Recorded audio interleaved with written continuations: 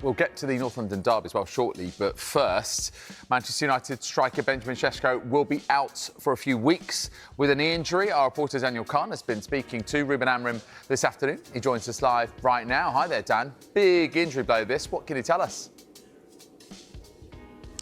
Yeah, afternoon, David. I mean, it is a big blow, especially on a personal level for Benjamin Šeško after his big summer move from RB Leipzig in the summer. He will be out for a few weeks, as you mentioned there, with a knee injury. I actually think, on a more positive note, it's probably better than what United would have thought in terms of preventing and not having.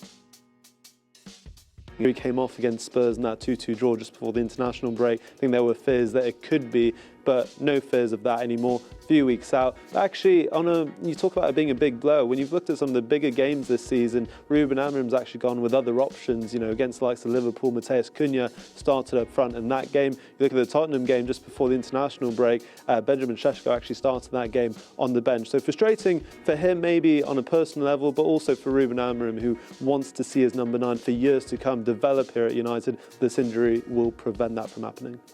He's going to stay a few weeks out. I don't know how long, but it's not that serious. We have to be careful with him. He's going to recover. He's doing the recovery. He's feeling better. So in a few weeks, I expect to have Ben. Two other injury concerns to tell you about as well, David. Harry Maguire has been ruled out of the Monday Night Football against Everton with an injury picked up in that Spurs game. Kobbie Mainoo wasn't also seen at training this morning. He missed that Spurs game, but Amorim did confirm he's back in training tomorrow, so we will see about Monday. But also some positive news. Lisandro Martinez, we saw him in training once again this morning, and Ruben Amorim actually told me he's getting very close to being involved in the matchday squad as well. We know, Dan, that United strengthened in those attacking positions over the summer. We've talked about Benjamin Šeško and his absence, and that will be particularly concerning to Ruben Amorim, won't it, because of the upcoming Africa Cup of Nations, which means that they'll also lose Bryan Mbeumo for a few weeks. I mean, I wonder how damaging could that tournament be to United's squad and this part of the season? Yeah, absolutely. It feels like Manchester United will be quite heavily impacted by AFCON in the sense of just the importance of the players who will be leaving for a month or so. When you consider Nouassa Mazraoui, Bryan Mbeumo, the Premier League's Player of the Month in October, Amad Diallo, who's really picked up form in the last few weeks, and that relationship of Amad and Bryan Mbeumo have been a huge part of United's success in the last month or so. To lose all three of those players will be a big blow for Ruben Amorim, and it was quite interesting hearing from him this afternoon talking about when he may lose those players. He said that from his understanding he'll lose them 2 weeks before AFCON, which AFCON starts on December 21st. That date's around December 7th or 8th, which is actually Monday Night Football again. Manchester United taking on Wolves at Molineux. So we will see if those three players are available for that game or not. Ruben Amorim saying, look, we still need to have conversations with the federations as well as the club themselves as well. When they are going to the CAN, I expect to have Ben back. Have you been told yet when those three players will go to? No, we have the rules. When we have to release the players, we will see. We are doing our job to try to maintain the players a little bit longer, but it's not just in our hands. We need to respect that, but we will try to do everything to protect the club, protect the player, and protect the national team. When is it that they're supposed to go? I think it's 2 weeks before the start. So we'll try to arrange something with the federations, but we need to respect their wills in this case. Are you concerned then for that Wolves game that you won't have everyone available? Yeah, it's a concern, but we already knew, and it's an opportunity for other players. We have also the under-21s. We need to send also a message in that time. So we'll see. But of course, it's not ideal because they are so important in our team, and we don't have a long squad. But again, our academy is for these moments, and we'll be ready. And of course, they're playing in the Monday Night Football, aren't they, Manchester United? And they have Everton as the visitors to Old Trafford. And it is a year since Ruben Amorim's first game in charge of United, Dan. Does he feel like he is making progress? I mean, I think you have to say that United have made progress from last season. The game unbeaten run in the league. Also, you look at like the last 3 results as well. I mean, they lost cumulatively 8 times last season to those opponents when you look at Nottingham Forest, Brighton and Tottenham, and they've come through those games unbeaten so far. Everton will be a different test, but it's back at Old Trafford where they have been so positive this season. But taking on Everton a year on from his first game away at Portman Road at Ipswich, I think Ruben Amorim senses, yes, they are improving, but there's still a long way to go as well. Doesn't matter what we did in the recent games.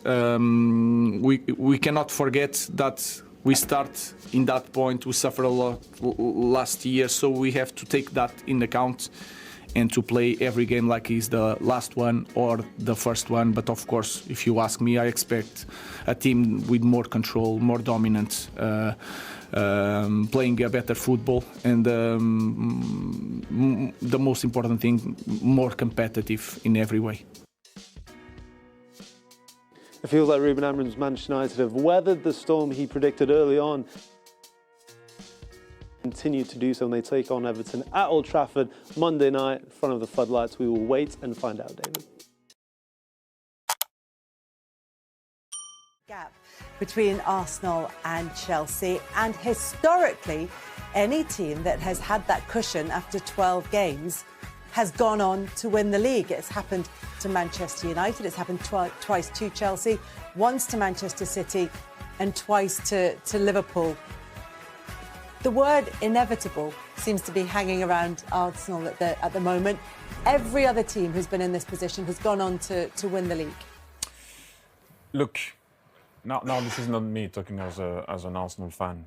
It is me saying at one point you have to embrace it. People were talking about the process. It's not believing in the process anymore, it's happening. You have to be honest. We put ourselves in a situation where we have, I do believe, the best squad. Did you hear the name of the players that he mentioned just now? They're not playing. Look at how we played. You're not complaining anymore about missing 1 or 2. So you need to make sure that you can win the league. I'm not saying you're going to win it, but you need to act like it. You are favorite. Embrace it. Not know anything. Like, we all know it's going to be difficult against Chelsea. We all know we have the game at in midweek against Bayern Munich. But it's time to deliver. And you need to embrace it. It's not me trying to put pressure. It's not. If I was in that dressing room, that's how I would have come back in the summer. I would have said, guys, it's time. Enough of messing around. We need to now put a performance this year where people are going to be scared of us. And that's about it. It's not being cocky. It's not being whatever it is. It is, you work for it, right? You suffered from it. Everything that you did this summer is to make sure that you can have 2 squads. I would say that the 2 squads that we have, if you maybe change it however you want to change it, can finish. Obviously, the first one, you know what we can do when the exams play. The other one can be in the top 4. This is how good of a squad we have. I think over the last 3 years, people have almost sort of laughed at Arsenal a little bit, about second again. But there's a lot of big clubs in this country, and I mean, it's not something to turn your nose up at in terms of finish second 3 years. That's not easy in itself. But what Arsenal have done in those 3 years, they've never threw the league away. The first couple of years up against Man City, we all felt Man City were a better team than them. They probably let themselves down a little bit last season, how far off they were from Liverpool. But the only team who can stop Arsenal winning the league is Arsenal. They are the best team. They are the best squad. The only thing that can stop them is their own head, their own mentality. Maybe this crowd getting nervous in March and April. If the league is still up for grabs by then, this would be one. If they didn't win it, I think we'd all point the finger at them and say, you threw this away. I don't think that's ever been the case before. I always think the case has been there has been a team slightly better than them in the Premier League, but that is definitely not the case this season. And there have been moments at this ground late on in the past 3 seasons where it's felt extremely tense here at the Emirates, in games where Arsenal will have felt they had to win to either stay in the title race or maybe just get their noses in front in title races, and that's where they've fallen short. Do they look more relaxed to you? Do they look more so that pressure isn't there in the same way? Mikel looks more relaxed. The way he's on the bench, he would have his moment, like everyone right on the bench. But sometimes when you're the boss, you don't do it on purpose. But the way you are will have an impact on everyone in the stadium and on your team. But I can see that now also having the squad that he has makes him go into game more relaxed because of what the guys can give him, and you could see it today. But yeah, you feel it as an Arsenal fan. Sometimes when you're there, and maybe before, the 2 years before or last year, 3-1, we would have seen it out. Maybe we would have finished 3-2, bang, 4-1. And then we control the ball and we go back being in control of the game. So that's a plus. But I agree with Jamie. It's not so much about what the others are doing. It's in your hand. Just get on with it. And I think the point about finishing in second place for 3 consecutive seasons is an interesting one, because sometimes, as much of an achievement as that might be, 3 seasons is quite a long time in football. So for that same-ish group of players to go again and to have the energy to go again, to have the focus to go again and find themselves in this position, is that impressive in itself? It is, but you know what? I will take. You know, Bukayo has been there for a little while. You have guys that are just arrived, but it seems that they bought into what's happening. Sometimes it takes a bit of a moment to do that. But for me, when I see how Declan Rice plays, and how all those guys play, by the way, you know, we can talk about Nkapie, we can talk about everybody. You can see that there is something happening this year. Once again, that doesn't mean you're going to win the league, but the attitude of it is right there. So let's not, you know, mess it up. And I'm going to sleep well tonight. Yeah, Will I'm you? sure you will.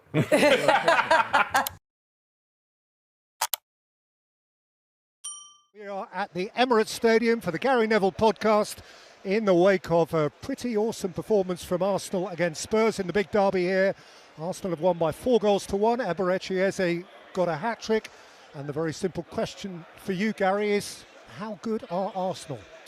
Very good. A lot to like about them. I think that over the last few years they've been building towards obviously trying to win a title, and they haven't won that title yet, but they do a lot of things very well. And I think the narrative going into today's game, which I wasn't even entertaining sort of in the last 48 hours, is this, you know, without Gabriel, or Gabriel's injured, no one's interested anymore. Arsenal fans aren't interested. Mikel Arteta is not interested.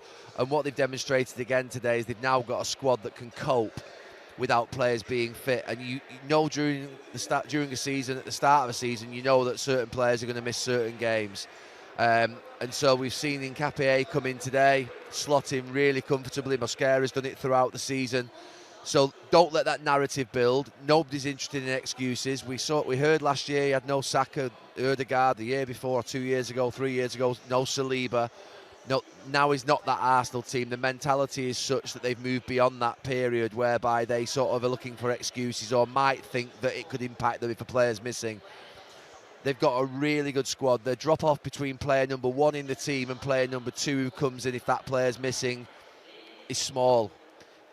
Declan Rice would be a problem, but then he's an exceptional talent and someone who's, you know, very different. But today I thought they were excellent all over the pitch. I'm not an Arsenal fan, I'm not a Tottenham fan, but watching that first 25 minutes, I was almost willing Arsenal to sort of go and play and go and if he kept hearing me in that first 25, 30 minutes about pushing it through and not getting caught up in these safe passes.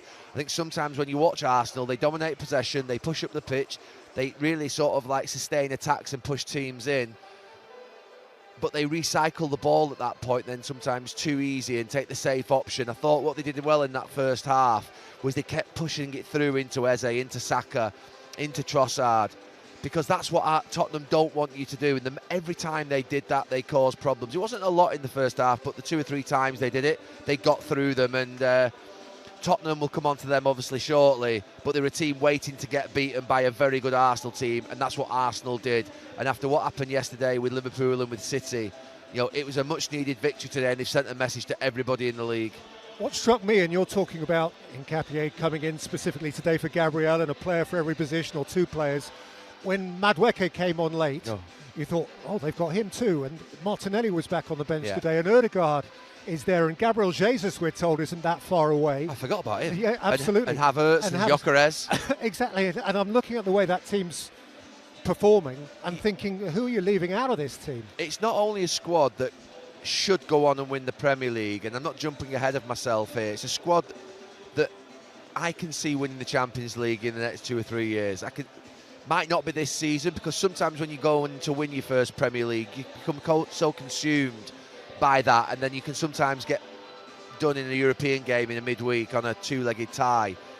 But they're getting to that level of performance and resilience and stability and consistency. You have to be consistent. It's a very consistent performing team, this one, that Mikel Arteta's got.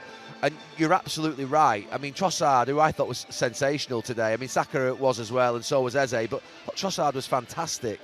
And he's been fantastic, I think, for most of the last couple of months. And he was the one, when you think of Madueke, Martinelli, Eze, Ødegaard, Saka, you're thinking, well, he's the one that's definitely going to fall away. He's the one that will be used maybe 10, 15 games this season, but he's pushed himself into a position. He's a really intelligent player. He knows how to play the position of left-sided forward, stroke midfield player.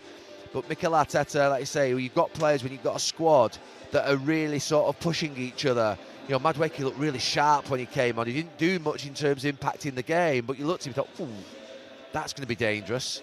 And you look at Eze, just looked at the end of the game like he looked Brazilian at the end of the game, Eze, when he was sort of wandering around the pitch. Beautiful to see that confidence in an English player. You know, you think of Brazilians going around the pitch doing that, and South American players with their sort of mentality of sort of enjoying their football and their love of sort of what would be almost taking my podcast. I'm not. Your podcast. I've just said it. But he was at the end. He was a little bit. And yeah, it was brilliant to watch. I loved watching them, and that's the thing. I mean, the interesting thing is they've got Calafiore and Timber at fullbacks. Miles Lewis-Skelly and Ben White are probably better going forward. There's not much between Ben White and Timber. Miles Lewis-Skelly, I think, is obviously better than Calafiore going forward, but they've got real options at fullback, real options at centre-back.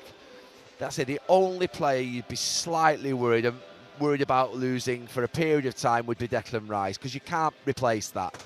That's your Roy Keane, that's your sort of Rodri. That's the player that sort of holds you together. That you know, there's only one of them. So you wouldn't expect there to be a situation, but they have got options if obviously he wasn't there, but he would never be able to replace the ability for him to be powerful on set pieces, his running, his tackling, his impacting the game going forward. Yeah, but I'm really happy with Arsenal watching them this season. I like watching good teams play football. And I think at times, they've been a bit safe. And it was that Newcastle game, wasn't it, where I think Mikel Arteta just got the team balanced right. He went to Anfield and he played a game against City where I just thought he was a little bit handbrake on, and I accused him of that at the time. He's now getting that balance right of the flair in the team and the confidence. And it's the intent. It's the intent. Don't keep passing it back. Don't keep passing it sideways. You're better than that. You've got players up the top end of the pitch, probably 7 or 8 of them, by the way. It doesn't matter which of them play. You can pass it to these players when they're marked. You can give it to Saka with a 6'4" centre-half behind him. He'll hold the 6'4" centre-half off. He won't just hold him off. He'll roll him. He'll go one way, he'll go that way, and he'll take it inside. And that's what opens up the game. Passing the ball to players who are marked, who've got world-class ability, is what this Arsenal team need to have confidence to do. And I'm seeing that more and more, and particularly today. He didn't score from a set-piece today. In fact, to be fair, the set-piece is probably the worst I've seen from them. But their open play game today, which they've been accused of obviously lacking, it was really good, and that was good to see. And I think they'll get better, and they'll get more confident. Yeah, a lot to like about what Arsenal did today. And just finally, I mean, we ought to ask you to give an appraisal, never mind the fancy stuff at the end, of Eze's game. Look, before today, I think he had 2 goals in 15 matches. And he's going to play for Arsenal Football Club, that's had Perez and Bergkamp and Ian Wright and Henry and many, many more. So he's got to add numbers. And what he did today was really important. Impacting big games, scoring in big games. He's now got 5 in 16. He's now got 4 Premier League goals in 10 matches. They're the sort of numbers you have to hit if you're playing for Arsenal Football Club. And so what he's got to do is, we know he's a fantastic player. I think he's better in the 10. I love him in the 10. I love him in the 10 because I love Ødegaard in the 10. So it's 2 great options to have. But why I like him in the 10 is I think he's got the ability to beat a man with the ball at his feet. And I think he's got the ability to sort of go and do something that's more unpredictable maybe than Ødegaard. Ødegaard's a beautiful player to watch. I think the rhythm in his game and the way in which he plays is fantastic. But I really like Eze in there because I think this Arsenal team just need to be a little bit more unpredictable in the final third. So when you've got Saka there, you've got Eze there, you've got obviously a centre forward, whoever that may be. It's going to be Gyökeres, Marino or Havertz. They're not the most flair. They're never going to be flair players, those three up front. So it's important to have them players around you. Obviously, Trossard or Martinelli or Madueke can be the other one on the left. It's important to have that sort of excitement, that thrill, that idea that the team that you're playing against don't know what you're going to do and they're going to pop up in different areas, and he can, if it's tight, which it will be for Arsenal many times here when teams are behind the ball, he can go and beat a man with the ball at his feet. He can run without the ball and make runs in behind. So I like him as a 10. But those numbers are important. He's going to focus on that finishing. His finishes were really good today. A little bit of luck, I think, with the first one with the deflection. But his third one was beautiful. And he could have got a fourth as well. So really special day. Sometimes when a player signs for a club, it just feels right. And from the moment he walked out, as you said in the commentary, with that, with those jeans on, with that smile, and the Arsenal fans around him, it just felt warm. It felt good. And, you know, you think about a player who's so happy. His family, I think, were all with him as well. So, yeah, I think it is working and it's going to work more. But what he just needs to do now is become a cold-hearted, ruthless killer in front of goal like he has been today. Go and score goals, because that's where you'll be judged. If you're going to be a number 10 for this football club in a title-winning season and in a Champions League winning team, you're going to have to get up to that 15, 20 goals. And he can. And he will, I think. And he scored the first hat-trick in this game since Alan Sunderland, who was famous, of course, for winning a cup final against Man United. Don't mention Alan Sunderland 1979. to a Manchester United fan, Peter. That's a swear word. I remember watching that with my schoolmates. Anyway, that's another story. Let's move on. Today's game was played in the context of, we'll come to Liverpool, but City at Newcastle last night. It's just Spurs. Well, do you want to talk about Spurs first? I think so. Go ahead. No, seriously, you're absolutely right. You need to talk about Spurs. Look, they're going to get a lot of criticism off the back of this game. And look, I think there is a lot of love for Thomas Frank, and I think all of us want him to do well. I think all of us want Spurs to do well, just generally. I think that them winning a trophy last season, as much as I didn't enjoy them winning it against my club, I think if I wanted teams to win trophies like Newcastle, Tottenham, I don't want there to be this sort of monopoly at the top where teams don't win trophies for 20, 30 years. I don't think it's healthy. But that first half does need some discussion. And look, I've played against teams. I've never been in a team, thankfully, because I only ever played at a club that were on the front foot. And if we were on the back foot and defending deep, we always had a counter-attack option. We knew what we were going to do. I've played against teams where they've come out to play and they've forgotten that actually they're playing football. They're thinking they're just playing one part of football, which is trying to stop the other team playing and playing deep. And from the first few minutes, it became apparent that Spurs had no idea how to get from front to back. And the only option or tactic, shall I say, that they had was that they were going to get a free kick in their own defensive half, and that the keeper or one of the centre-backs was going to lump it up to the other centre-backs who'd gone forward. If you're playing football like that, I think at a top 6 club, top 7 club, which obviously Spurs are, you have to win. And it has to work, because it looks really ugly when it doesn't come off. And that's why you see Thomas Frank at half-time go for a more what would be progressive system with Simons coming on and the 3 centre-backs coming off. I'm not against 5 at the back in certain games. I'm not against playing bigger players because you've got Arsenal set pieces to contend with. So I'm not against the idea of it. But if you're going to do it, you've got to be good at it. And when you've got Odegaard, Kudos and Richarlison, you've not exactly got 3 front players that are going to be able to either, you know, those long balls that were being played and that sort of, you know, when they were clearing it out from the back, you're not really giving them a chance to succeed. I mean, I think 2 of them, that front 3, didn't touch the ball for the first 15 minutes of the match. They didn't have a shot till the 55th minute. The first shot in the game was the Richarlison brilliant goal, which actually, to be fair, for 10 minutes made the game a little bit interesting, but not too much. But I think they've got to be better than that. I think that's something that isn't going to be tolerated or accepted by such a great club. And I thought that they looked like a team who'd worked on how to stop the opposition and had forgotten to think about how to win the game. And when you push a team too much into that glass half empty mentality, and a group of players into that glass half empty mentality or that style, it can really look ugly at the end of a match. And look, I think today it could have been worse. Could have been 4-0, it could have been 5-0, it could have been 6-0. and it could have been more embarrassing. But Tottenham have got to pick themselves up from this pretty quickly and work on an identity that they're going to stick to, form as their own. I know they're in transition under Thomas Frank, from obviously manager last season who played a completely different style, so it's understandable. But I just think there's a little bit of confusion about, are we a team that are going to try and play through and play football, or are we a team that's going to be rugged, hard to beat? And you can be both. I've said this about Arsenal when they've got the balance wrong both ways. They were too easy to beat 4 or 5 years ago, and then they became a little bit too solid and too dependent on set pieces. You've got to have that balance of defensive and attacking sort of work that goes into a good team. So it's just a note of caution that I think there'll be a level of criticism from Spurs fans in particular off the back of that match, because they had no idea how to play through the thirds of the team, through the sort of different sort of, defence into midfield. Thomas Frank's there coming on to an interview now, but it didn't look like the back three knew how to get on the ball. It didn't look like they knew how to get the ball if they were with the back players into midfield. I don't think it ever got into midfield, but if it got into midfield, I'm not sure Paulino and Bentancur would know how to get on the half turn and pop it into the front players. There seemed no pattern of how to play through the team that you see through so many. So that's got to be worked on very quickly, because I say I had a level of concern there for Spurs today. Yeah.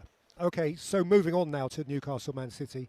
I was lucky enough to be there. It was one of those great St James's nights under the lights, really intense, and you can understand why against almost anyone Newcastle can win under those circumstances, and they did. What did you make of it, particularly through City eyes, because we're talking about them in the context of a title race? Yeah, I mean, look, from a City perspective, that's a game that I think that you could definitely say they're going to lose, and they did. They're not what they were. I think they give you encouragement. I've said before, when you see that back four, it's not what it was. The midfield's not as physical as it was. And that midfield three for Newcastle and the front players, they're a threat. And with the St James's Park crowd behind them, that was definitely a game that they could have lost. I thought City would win, but they didn't. When I think about the games that have gone on up there this season with Liverpool, Arsenal and City, who have all gone up there, Newcastle have been really good in the Liverpool game. They were unlucky, so unlucky. Obviously, Anthony Gordon got sent off. The Arsenal game was a real battle and struggle. Arsenal, I think, did quite well up there. It was a massive win for them. So Newcastle are a team that can push the best teams in this country really hard. The midfield three is amongst the best.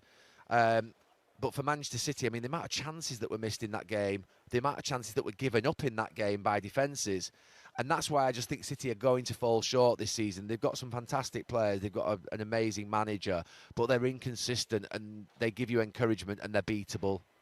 And it's going to cost them, I think, because this Arsenal team are more consistent and more solid and more reliable. So, yeah, from a City perspective, it's a little bit up.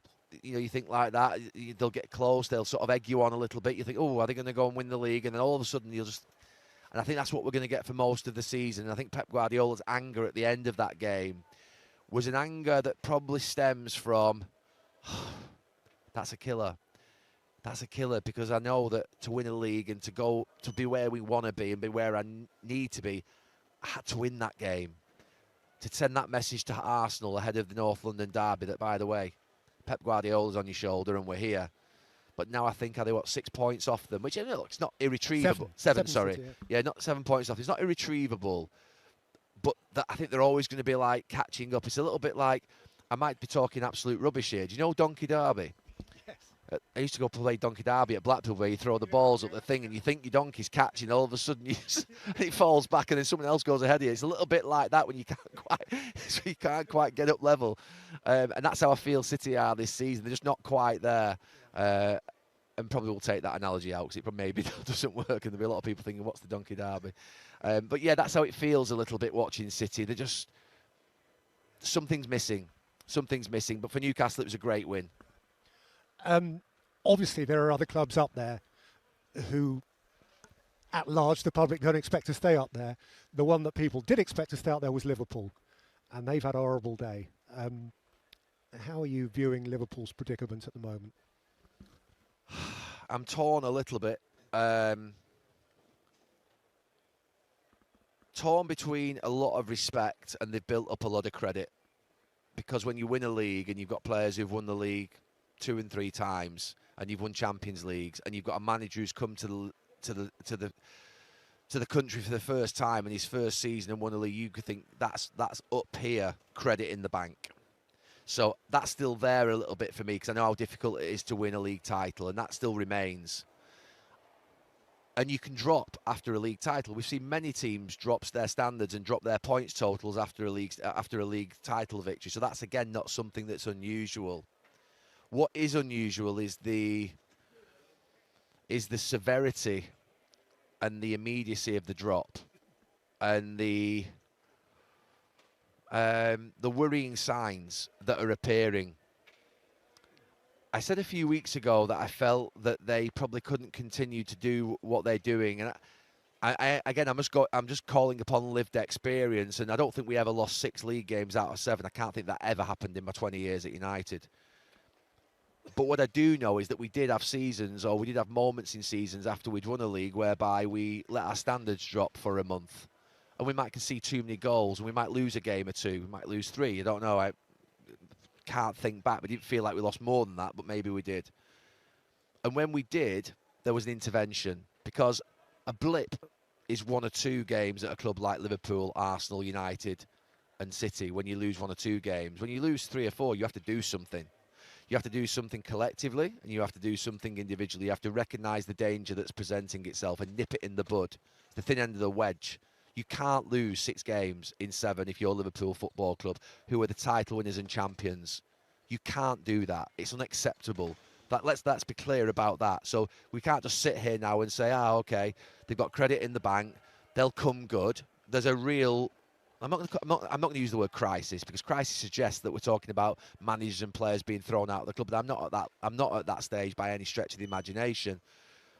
But as a collective, I think the manager has to change the style or the system, and he has to help them.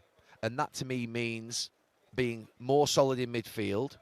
It means being more solid at the back, and I'm talking about personnel changes. So Kirkes yesterday, obviously, he's struggling. He just is. That Konate's struggling.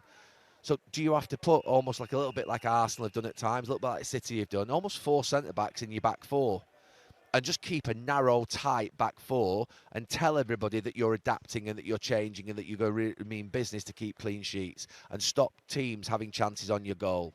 And then in midfield, you're going to start to put a narrow 4 in there. And that could be Szoboszlai, McAllister, Gravenberch and Wirtz or Gakpo, just tucked in a bit more narrow on that side. And then you might just leave Salah off Ekitike, or Salah off Isak, or Isak and Ekitike up front. 2 of them, just leave them up there and make sure they just work back as a 2 and just do something a little bit different. That feels really basic, and it feels like, to be fair, I'm telling Arne Slot, a world-class coach, what to do. But I've seen world-class coaches that I played for, or world-class managers, drop their ego on how we're going to play, style of play, forget the fact that we're a great side and we're a great club. You're not, at this moment in time, a great side and a great club. You're actually, to be fair, easily beatable. So you have to do something different. You have to basically take everybody really seriously, like you always would do, but you take them really seriously and pay them some respect by making sure you change and do something different. So I called on that a few weeks ago, and I said I thought that maybe Joe Gomez should play right back, and Robertson should come in at left back, and they should just play as a narrow back 4 and be a little bit more pragmatic. And then each individual player, that's the collective. Something has to change in the collective in terms of how they're going to play. In the individual side of it, you've got to strip yourself right back. Think of it as to the foundations of your house and rebuild your house. That's looking at everything that you're doing, everything that you do, whether that's sleep, whether it's stretching, whether it's eating, whether it's the minutiae of detail. Just do everything better than you're currently doing. And tell yourself that when you go into that tunnel, no one has worked harder than me, no one has prepared better than me at any point in my life in this last week. Now, that means mentally, that means physically, that means, maybe a little bit less time spending with the kids that week. Maybe you're going to bed a bit earlier. All those things that you might have doubts about what this sort of physical sort of lag is being caused. And look, I'm calling upon points in my career where I didn't sort of play well, and I thought, right, what do I need to do? I need to strip myself back. I need to really go back to the basics of how I made it as a football player when I was a kid, and really go back to the point of, right, I've got to prove myself all over again. because I'm nothing currently. I'm nothing. The credits and the sort of ability that I've got and all the things that are going to be gone very quickly if I carry on playing for this football club at this level, because you'll be gone. And that was always should be the same at a Real Madrid, a Liverpool, a Arsenal. If you're playing at that club, you've got to play at a high standard every single week and be brilliant. And if you're not good for a period of 2 or 3 months, the danger is that you're out of the club at some point in the very near future, and they've got to guard against that. And that's why it's worth just having a look at everything that you do in all areas of your life. And look, these players are very professional, so this is not a call upon me to say that these Liverpool players are unprofessional. I think one of those hardest working bunch of players I've seen in the last 5, 6, 7 years of commentating in football. They're one of the most professional group of players. They're fantastic with the media. Their manager is fantastic with the media. I'm just talking about when you lose 6 games in 7, you've just got to go back to the very beginning of your journey and think about how you build up that confidence again and that ability to win football matches. I think that's really interesting what you've just said, Gary. Really good insights at what it is to be a top professional footballer. It occurs to me as nothing more than a fan that everything in football essentially is measured against expectation, isn't it? Yeah. Whether you achieve what people think you're going to achieve. And is it fair to say that Arne Slot, who, as you rightly say, has so much in the bank, is suffering for an expectation he created by overachieving, really? What I'm saying is if they'd finished 5th, 6th, 7th last year, qualified for Europe, people would have said, OK, he replaced Klopp, that's par, and there'd be a whole different ambience around the club. I mean, is that a fair observation to make? Yeah, I mean, look, what he achieved last year was truly spectacular, and I said that at the time. I thought Liverpool would experience what they're experiencing now last season, the season after Jurgen Klopp leaving, and I said that publicly, and I owned up to it. What he did last year was absolutely out of the ordinary. To not get the players that he wanted in the transfer windows, to keep that stability, which may, in hindsight, look like a actual good thing for him. But generally, I think what he did last year was spectacular. But I don't think it's about what he did last season, setting the standard, and then this season causing himself a problem. I think it's more what that club expects just generally over a period of 50, 60 years. They expect to win the league title. They expect to be involved in league title.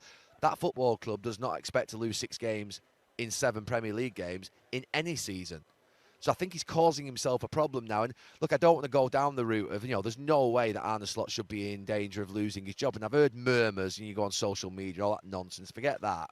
And I know, look, some Liverpool fans will say, well, don't talk about my football club like this. But come on, let's have some sense here. This is a really good manager who's a brilliant, I think, front man for the club as well, in the way in which he handles himself. He's got real class. So for me, he's having a really bad time. I think he's got to somehow reverse back down the road quite quickly and do something different and intervene and sort out what he thinks he is, that makes maybe some really difficult decisions that could be, there staring him in the face. Maybe give the players a little bit of help in respect of the makeup of the teams that he's picking. I love the style of play, by the way. I love it when they go and sort of punch for punch. But when you're going punch for punch with teams and you're not coming out on top, you do have to get 60 feet. You do have to change that. You do have to do something different. So I think the players will be expecting that of him, let alone the media, the fans, and everybody else. But yeah, look, I think that Arne Slot is a real challenging moment for him. He's going to come under pressure. People are going to start saying those sort of fatal words of, is he in trouble? But let's not get too carried away with that. I mean, he's just signed 450 million quid worth of players. He's got to try and settle them in. Those players have got to step up. Quite a lot of the players that have come into the club, well, there's 2 things. One, those players that have come into the club have got to step up and become Liverpool players and prove that they can deliver for the football club. The players who've been there for a long time, who are the leaders, captains, experienced players, they've got to basically provide some stability in the dressing room so that those players who have come in can basically sort of feel as though they're not having to take all the pressure themselves. So, look, there's a job of both groups of players in the dressing room, the one that have been there for a bit, the ones that have just come in, and the job of the manager. They've got experience above them as well. Liverpool are only a few points. They're not going to win the league this season, but they're only a few points off the Champions League still. It's still tight at the top, but they need to get back to winning ways quite quickly, else it'll become a problem. OK, the last club we really need to talk about, and I'm using this to set us up for next week's game on Super Sunday, is Chelsea. that they won at Burnley surprised very few people. But they are now closest to Arsenal. It might not be first and second by the time it kicks off, but it is now. So in the context of what should have been a routine win yesterday, but also of next week's big game, Chelsea. Yeah, that'll be really interesting next week for Chelsea, and a good measure for them. I think what we'll see with Chelsea during the season is that they will win a lot of football matches. They'll win games that we think they should have won, but I think they'll also be inconsistent. I think like the other clubs that I've mentioned and we've talked about, Liverpool and Manchester City, they'll tease us and they'll get close, but then I think they'll dip and drop points, and then they'll be they'll drop down to 5th and 6th, and then they'll come up to 4th. And I think that's where we'll see them move between sort of 5th and 2nd, 6th and 3rd. That's what I think. That's where we'll see Chelsea sort of operate in the season. And because it's still quite early, but I think, look, Champions League football, they're trying to build something there. They've got a lot of young players. They've spent a fortune. It's probably not happening as quickly as they wanted. I don't think they're anywhere near a team that can win the league yet, being honest with you. I think when I look at them, they look well short in a number of areas. But they're good. They're a good team. They're a good team. They're not a great side. I don't think they've got great players. But they're a good team and they're a good squad, and it should be, obviously, with the investment that's been made. And I think they'll finish in the top 4. Top 5, I think that's where they'll be, and I think they'll do okay, and they'll tease us at moments where we'll think, oh, are they getting close, and are Chelsea the nearest challengers? But I don't think that'll emerge as the season goes on. But next weekend's a real tough test and a real good time. You know, that's where you really find out about these types of teams. Are they ready to step up? You know, we've asked it of Arsenal for the last few years. Are you ready to step up, guys?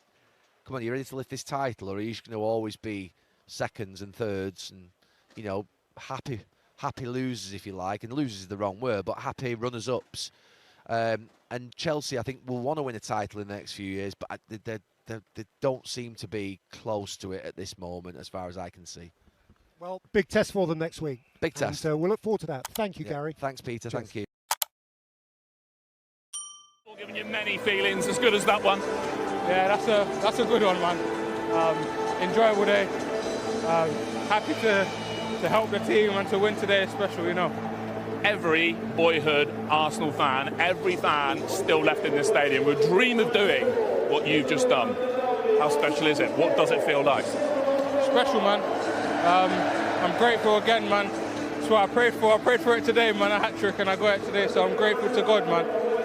Did you have that feeling today? I saw you at the end, I saw you after your hat-trick goal, kind of pointing to the sky. Did you have that sense today that someone had a plan for you, someone was looking down at you? That was the prayer today. A hat-trick, and God gave it to me, so delivered. Again, that's faith, man. And I know you're all Arsenal, your family, and I believe you're over there by that over and over again sign, so who else is here from the other family to enjoy that? All my family's here, man, again, so it makes it even more special to do it in front of them. And of course, had the summer worked out differently, you could have had a different shirt on today. Let's not speak about that. I thought you might say that. Pick of the goals. They're all good, man. I don't know. Maybe the second one, man. That was my favourite. Why? Just the timing of it. It was just the right time, and yeah, man. Honestly, it's a special. All of them are good for me because I know that I've been working on it, the process to get in those positions. So yeah, it's worked out. The senior hat-trick as well, I think. Yeah, it is. Again. Two quite a few times. Not a bad time to get the hat-trick. Yeah, special, man. As I said, words can't explain this one today, man. Well done. Look, you're the player of the match as well. First Arsenal player to score a hat-trick against Tottenham in nearly 50 years. Player of the match. There's a little match ball down there under your foot, so the old mantelpiece is going to be a bit more packed. Well done. Not bad, man. Thank you very much. Well appreciate it. Cheers, man. Well done. Liverpool in crisis, but their manager, head coach Arne Slot says, I am still the man for the job. Mark Ogden, let's start with you. It's 6 defeats now in 7 games for Liverpool. It was described as a blip in the middle of this run. Is it now a crisis? It was a crisis before it became a crisis in terms of yesterday. Liverpool, that were the champions last season, they run away with the league, and they've had a terrible season. I think they're on course to probably be the worst defending champions in Premier League history. I think Jose Mourinho's Chelsea might be the one that hold that record, but that's the kind of form they're showing right now, and it's deep-seated. It's not just a case of the new signings haven't settled in. It's people like Canate at the back, their form has just disappeared. You know, even Van Dijk, who, listen, every time they have a defeat, he comes out and talks about it, but on the pitch, his performances haven't been great. They've missed out at right back. They haven't got a right back, a functioning right back. Obviously, Trent Alexander-Arnold left last summer. So lots of problems have combined to leave them in this situation they're in right now. And yes, they spent over £400 million in the summer, but it's not made them any better. But I think we've all been a bit guilty of focusing on the players they brought in. I think it's also the players they've lost as well, the players that they've let go that they haven't been able to replace. Now, there's a great piece in the Telegraph by Chris Bascombe, Telegraph's Liverpool reporter. Chris has done Liverpool for years and years, and he's seen the highs and the lows. And he's really gone after Alexander Isak. He's basically made the point that people are now missing Darwin Núñez because at least he put some kind of effort in, made some runs, made things happen. Isak's doing none of that. So it just shows you that the players that have gone are being missed, their contributions being missed because the players that have come in haven't stepped up. And certainly Isak is one of the players that hasn't stepped up versus another one. So, yes, it's definitely a crisis. Jason, it says on that piece there that Slot insists, I am still the man for the job. Mark alluded to it there, the summer spend, close to £450 million. Is Arne Slot's job under threat? Should it be under threat? It has to be eventually, doesn't it? I mean, we talk about crisis. I mean, I've been thinking for quite some time that they're in crisis, actually. I think, you know, I think a lot of people have been almost in denial about it. I think the situation is pretty dire. And, you know, at a club the scale of Liverpool, with their ambition and what they can achieve, then if a manager goes through this run of fixtures, this run of results, then he has to come under scrutiny himself. What's interesting is, went into the summer, Arne Slot obviously winning the league, wanting to put his print on the squad. He talking about maybe we were a little bit fortunate last season, we didn't create enough chances and played more expansive football. So him and Michael Edwards have overseen this massive overhaul of Liverpool, so he can't complain about anything, really. You know, he can't complain about injuries, he can't complain about squad depth. He's overseen this, so he has to take the responsibility for it. Clearly, his job is not under threat right now. But if this carries on, yes, of course his job will be under threat. It has to be. I mean, Liverpool are a huge football club. If it was Manchester United or Arsenal or Chelsea, it would be the same. And especially after the rebuild they've had in the summer way. As I say, you know, if this had happened last year, you could say Arne Slot hadn't had a chance. You know, he inherited a squad. He hasn't bought any players. You know, nothing's happened. Nothing's changed. We'd have a lot of sympathy for him. Because it's happened this year, with them being champions and having that massive overhaul, the scrutiny has to be on him. Damn, can I just jump in on that? Obviously, talking about Slot and the pressure that he's under.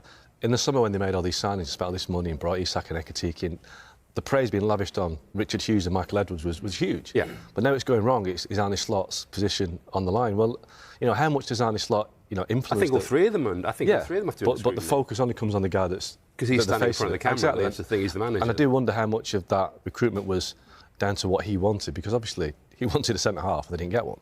But it's almost like they went all Real Madrid. We've won the league, where one of the biggest clubs in the world. Well, let's sign all these superstar players, and they threw away the formula that's worked for so many years, and now the manager's position is on the line because of what happened behind the scenes. And how significant that Margay deal not going through. I mean, obviously it's easy with hindsight, but I think even at the time, it was a slightly strange window, the prioritising of it. It was also a lot of churn for a team that just won the league. And you might say, well, that's good, that's progressive, we're not resting on our laurels. But it was a lot. And it felt like he wanted to almost make his mark. It all happened back to front because we're used to managers coming in and often in their first summer, they'll make a lot of signings or make a lot of changes. He actually didn't. His first summer window, there weren't a lot. It was kind of Klopp's group, which then won the league. And then there's been all sorts of change. And I do think, players like Trent going, Robertson's not quite what he was. If you think how important those two fullbacks were to the teams that were winning the league and the Champions League, they were absolutely pivotal. That is a lot of change in one summer. And, Slot might argue, well, that takes time. The problem is, as the champions, you're not going to get that time. And, Mark, you mentioned that Mourinho season, which is kind of the benchmark for a terrible title defence. Well, Mourinho was gone by that December, which would have seemed similarly impossible going into that season as it would have done, to think that Slot's under pressure now. This might be controversial, but I think, looking at it, I think they wanted to almost move on from Klopp's team, and they almost wanted to put their own stamp on it, that they wanted their own team. That team that won the league last season was Klopp's team. They won it with Klopp's team. And it's almost like Michael Edwards, Richard Hughes, Arne Slot once said, now we're going to have, this is our Liverpool now. And they've almost tried to move it on, as Charlie says. I think they moved it on. We all expected them to make a lot of signings in the summer, but not when it kept going and going and going, you're thinking, wow, when is this going to stop? And then the one they really needed, and it's obviously hindsight's a wonderful thing, but Mark Gahey, I just can't believe they didn't get that deal done, especially with Konate going into the final year of his contract and probably going. You're just depending so much on two players. And one, obviously, the captain, one who's injury prone anyway, who's older. You know, he's doing very well, Van Dijk, but he's getting older. And that, you look at it and think, why have you left yourself in such a vulnerable position in that key area of the pitch? Just on what Charlie said there about the benchmark being that Chelsea title defence. Statistically, this is not the worst title defence, but is it the most surprising that we've seen, do you think? Oh, absolutely, because, you know, Liverpool were so convincing last season and they strengthened their attacking outlets. We thought they were going to coast it to the title. I think they won their first 5 games. Yeah, the first 5 games. Yeah. I think they weren't as good as the results suggested, but they certainly weren't as bad as they had become. But that Chelsea team, I think you were probably at the game actually. I remember being at Leicester. The Leicester game away, yeah. In December when that was Mourinho's last game. But the difference there was that Mourinho basically it turned toxic, hadn't it? Yeah. It was classic Mourinho. He kind of lost the players. He was slagging everybody off. That hasn't happened with Arne Slot. Arne Slot is a much different position than Jose Mourinho. So different character as well. I don't remember as well that season as well. It started right at the beginning. That was the Eva Carneiro draw at home, and even I remember going into that season, there was a lot of complaining about their summer business, same as Conte going into 2017-18. So those at least were foreseeable in that sense, that there was a bit of discontent. Whereas, we had none of that. This summer going in, it was, yes, Gay didn't happen, but basically what we've been saying was they won the league. Remember, they beat Arsenal just before the window closed, and it was like sign of champions. They've gone, they're playing badly, but they're winning games. And that was really interesting. After those 5 games, everyone was kind of saying, they're winning every game, but they haven't really played well once this season. And either that's the sign of champions because they're going to kick into gear or it won't last. And what happens when they play well. Or, yes, it won't last, and this is slightly papering over the cracks, and wow, it's been the latter. But I don't think anyone's thought it would, unravel to this extent. Mark, you mentioned it before about the players that have come in, and are they completely to blame, or the players that are actually there at the moment? Andy Dunn, in his piece in the Daily Star on Sunday, summer spend a growing concern. He said, with just over 20 minutes remaining, £165 million worth of talent sat down and put its coat on. If Anfield wanted a snapshot of Liverpool's early season troubles, then they need not have looked any further than the sight of Isak and Kerkez walking to the dugout, their team stumbling to a 6th Premier League defeat of the season. And I think you mentioned it there before, when we're not used to seeing a title-winning team almost revolutionise rather than evolve. And it feels like it's been revolution rather than evolution in the summer, hasn't it? Yeah, look, you can actually see why they did it. Because obviously Trent was going, so they had to replace him at right back. They brought in Frimpong. Van Dijk and Salah, they gave new contracts to, but they're obviously players that have got probably their best days behind them. So there's a transition that needs to happen. They've just done it too quickly. They've done too much. 6 out, 6 in. And obviously we can't overlook the tragedy of Diogo Jota, because that is something that is hanging over Liverpool, obviously this season. But they've just done too much. And I think it's led to a situation where Liverpool in the past have been not fortunate, because you make your own looking at it in recruitment, but most of their signings have done well. This time it goes to show that you might spend a lot of money, but they don't always work out. I mean, Man City at the start of their journey were fantastic in terms of buying the right players in. Man United, the other way, 10 years ago, post-Ferguson, spent a lot of money and made a lot of mistakes.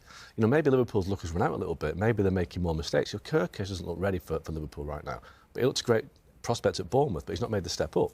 Frimpong, when he's been fit, which is not very often, hasn't looked able to defend. So Ekitike's been great, but then Isak hasn't been great. Wirtz has looked well out of his depth. So maybe they've made the wrong signings. Maybe what's happened at Liverpool is they spent a lot of money and they're not getting the money's worth out of it, and they might not do, because these players might not ultimately succeed. Jason, I just want to look at Rory Smith's piece in The Observer, because just picking up on what Mark said there, he says, look, Slot's attempts to change the way his team plays have failed to such an extent that they've now, it would seem, forgotten even how to make the tried and trusted shape that delivered success last season. Are they in that awkward falling in between two kinds of systems, with the players that he trusted last season to the ones that he believes in and spent so much money on in the summer? Yeah, I think that's a fair point. And I think it's more that it's Klopp's team, as I say. I think it's Klopp's team that he inherited it's that kind of classic, if it ain't broke, don't try and fix it sort of approach. And he got a lot of credit for that, almost like this sort of gentle hand on the tiller, and that worked a lot. But it was quite interesting at the end of that last season that he was talking about how lucky he thought they were in a way. They were winning games, weren't creating enough chances. He wanted more attacking and open football. But to transition quite so quickly, and you talk, say for example, the full-backs, Frimpong and Kirkes, two attacking full-backs, effectively wingers, really. Yeah. You brought in two attacking full-backs. Why not just the one?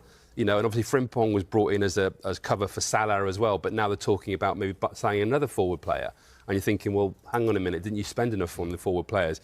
I think you signed Ekitike or Isak. You don't buy them both. And I think at one point they should have just walked away from that. So I almost felt like they were flexing their muscle and were obviously enjoying doing that over the summer. And I think the desire to get their own stamp on it, as I say, kind of overrode the kind of reality of like, well, hang on a minute, maybe we're losing identity. The best performances they put in this season have been with the last season's team.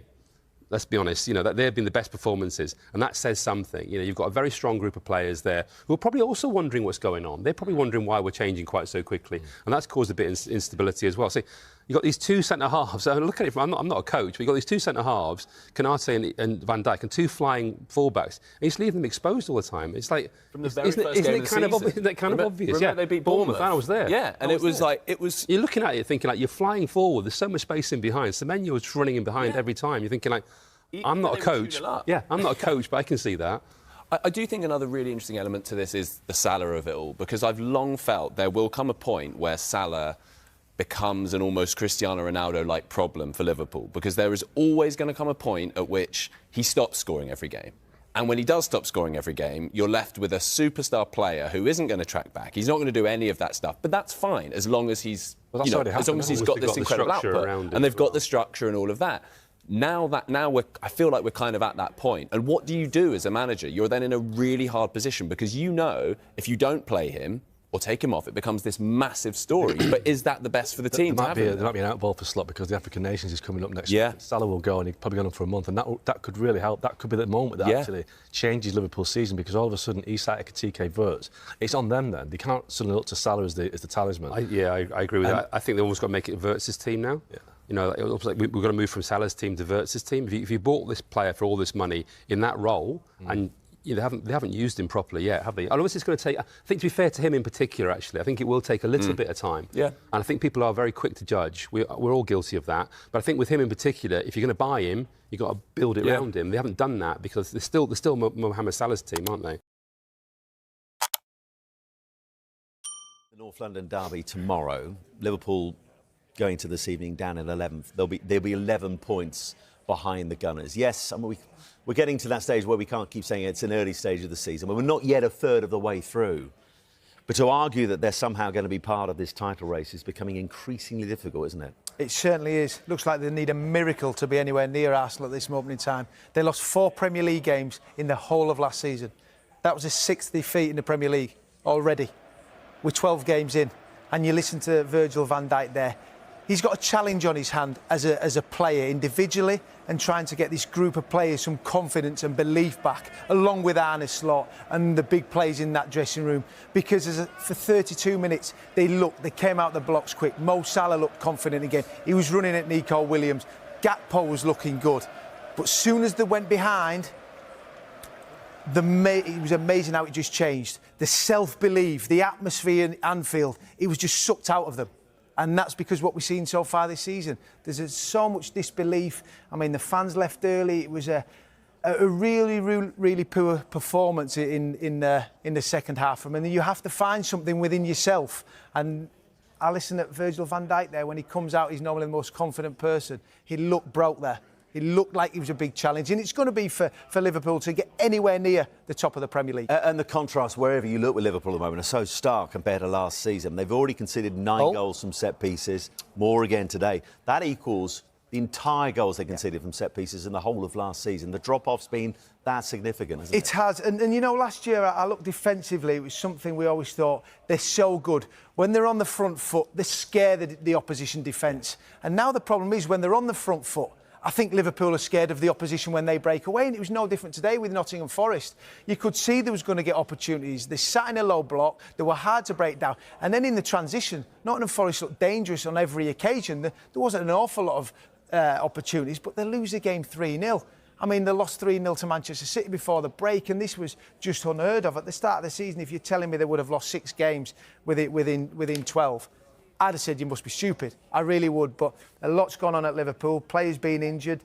Szoboszlai, I think, was a real positive today. I looked at him in that right-back position. Early on in the games, I was saying to Sid, some of his distribution was sensational. And Salah looked bright, but then in the blink of an eye, it flipped.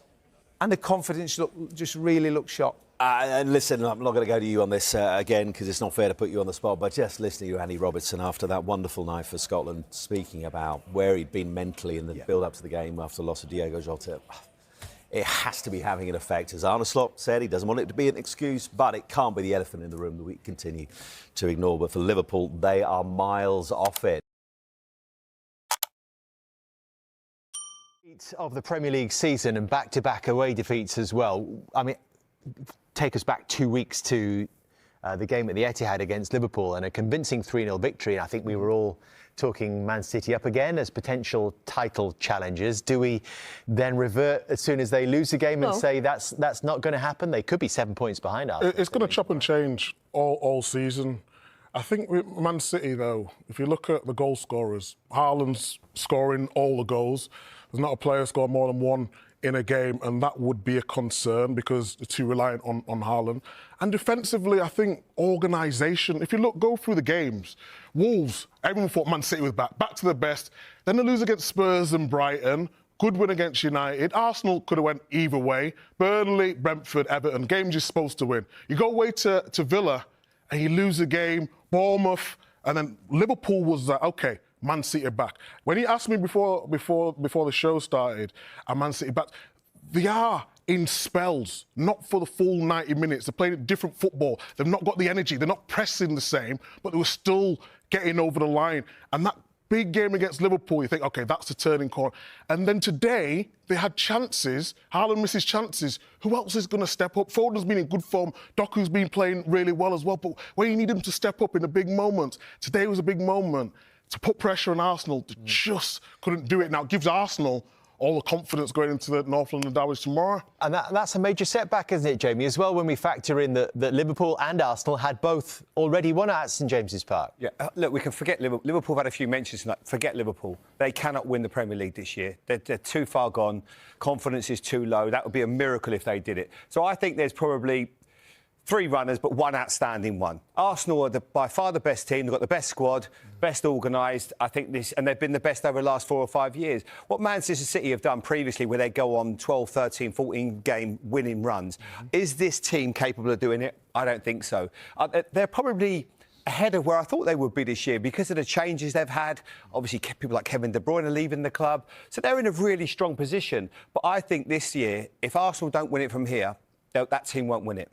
They won't. It's as simple as that. They're in such a strong position. Defensive, they're really good. But for Man City, it's just a case of what else can they win? Because they've still got so many things to play for. They're a really exciting side. Well, the Carabao Cup, anything. You raised the question of can they put a run together? Just look at the league games here, Jamie. And does that actually give Man City hope that they could actually, even from this point, and Pep Guardiola actually said this week, the season starts now. So not the best start, losing at Newcastle United. But when you see the rest of those games, is there a chance of putting some victories on the bounce together? Yes, because they've got really good players. But we just said there, they've lost the last 2 away games at Aston Villa. They've not been in the best of form, and you got a Newcastle, and you're thinking, well, when they were in the team that we all admired, when they were winning titles after title, they would go there and win, find a way. But right now, I just don't see that's possible. Are they still playing well? Yes, they can play the game like they did against Liverpool, and they dispatched them. But I just don't see this Manchester City side as strong as the previous ones just yet. But they will build, and they will definitely get back to that. That's an interesting period, though, isn't it, Micah? Yeah. Through to New Year's Day. It's really, I'm looking at Real Madrid away, it's difficult. But if you look at the teams in the league, Leeds, Fulham, Sunderland, Palace were a good team now, aren't they? But you can put a run together there. I mean, if we watch the game, the eye test, we call it, Man City had so many chances today, but so did Newcastle. So I think Man City will always... I worry... defensively? I worry in the fact that when they all go... So today, Reinders didn't play. And you've been talking about Newcastle's midfield all today, especially Bruno. Or Rodri. Or Rodri, or that thing. I think because they played so well against Liverpool at home, on the ball, like going away to St James's with Shirky in there, if he doesn't bring what he brought against Liverpool, whether it's getting on the ball and playing these balls early doors, and you don't capitalise on that, then you sort of, I don't want to say play with a man less, but he's not a defensive player, so it's easy to then dominate. What are you saying about Shirky? I just think with Shirky, he needs to be as far forward as possible. So on the ball, brilliant. He can create anything. But when you go to somewhere like St James's and they've got a midfield three in there, who James talked about all day, that are just a bit more robust, you're sort of losing that energy in midfield, and that's the only thing. So I think that in between, a couple of different sort of formations. So they want to go really high, do Man City, but then as soon as someone plays around, they've not got the energy and the pressing that they used to have, but they've got ball players, they've got players who can keep the ball. But if once you break that midfield line, it's then on to the defenders, which then you've got midfielders playing wing-backs or full-backs, then it all becomes, Nico O'Reilly comes inside, then you're losing a little bit of protection. But you sort of talk about the fact that no one else has scored more than one goal as being a negative, and yes, they have this huge reliance on Haaland, but isn't the whole team built around creating chances for this extraordinary finishing machine that he is? But what happens if Haaland picks up an injury? What if Haaland is not in this incredible goal-scoring form? That's why we need the likes of Phil Foden. And he has stepped up, to be fair, Doku to step up. But it's not just about playing well, it's about moments. This game was just about moments. Man City, I don't think Newcastle were that much better than... I think they created better chances. Newcastle took their chances, and Man City didn't today. I mean, that's worrying. That stat there that you can see on the corner of your screen there. You know, you look at the goal scorers, Haaland is just... blowing everyone else away. But I suppose that is what you normally expect from him. But you need other players, as Micah says, to chip in to make sure they take the pressure off. Because if a team do a great job, like Thiago did a really good job on Haaland. Yes, he had an incredible chance with his left foot, where Nick Pope just managed to get in the way. But that's going to be the difference. But I just felt second half, when you really needed someone to get that spark, creative spark, it just didn't happen. That's why I felt Newcastle just about deserved that. Because Cole Palmer has added himself to the list of Premier League bizarre ways of injuring themselves, right? Premier League players to suffer bizarre injuries that have nothing to do with football. You may remember some previous classics of the genre. Rio Ferdinand somehow injuring himself playing a computer game, while Dave Besant dropped a bottle of salad cream on his foot. Is probably not available for tomorrow for sure, Barcelona for sure, Arsenal for sure. Unfortunately, he had an accident at home 2 days ago, and he, his toe, without socks, without flip-flop, he was without nothing. So I don't know how he's today, to be honest. I didn't see him I see him in the changing room. He was limping, not too much. No, he was walking okay. The problem is that it's the small toe, so the contact with the boots probably can be a little bit painful. Is it broken? It's fracture, yeah. How frustrated is he, given it's a huge week for Chelsea, and given how long he's spent on the sidelines? Yeah, but it can happen. I wake up many times during the night, to go to the toilet, and I eat my head, my leg, my everything, so it can happen. I mean, the Chelsea fans can't believe it. They have no idea what's really happened. I mean, Tim... It's a real shame, isn't it, for Cole Palmer and for Chelsea fans? It's a big shame. But have you had that before? You had players that, or yourself, that have had freak injuries? I've not had a freak injury. I've had that injury, though. If it's his little toe, I've had that. And I played with it.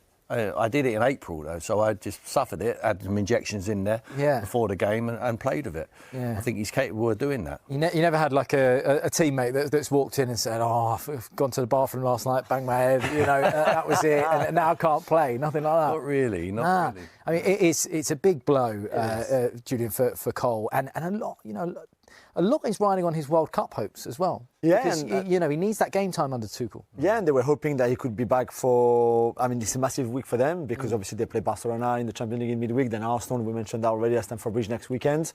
It was the perfect time for him to come back after already missing more than a month of games and action, and they're not obviously the same with him and without him. It's pretty obvious for everybody to see, so that would delay again by, maybe 3 weeks, maybe a little bit more. Then they were not sure exactly yet how long he would be out. It's another massive blow, both in the Champions League and in the league. Do you think, Tim, it does affect his World Cup chances, or is he... He's playing catch-up, for sure. Yeah. He's playing catch-up. I mean, Morgan Rogers has got the shirt. Jude Bellingham wants the shirt in that position. Cole Palmer wouldn't have come. Foden's back to something like his best. So, with 100%, he needs to get back in that team as quickly as possible. He needs to start performing well. And Thomas Tuchel needs to be seeing him. I think he's capable. I think in a 26-man squad, I think he gets in there anyway. But he won't be satisfied with that. Like Jude Bellingham won't be satisfied. All of these boys, they want to play. They want to start.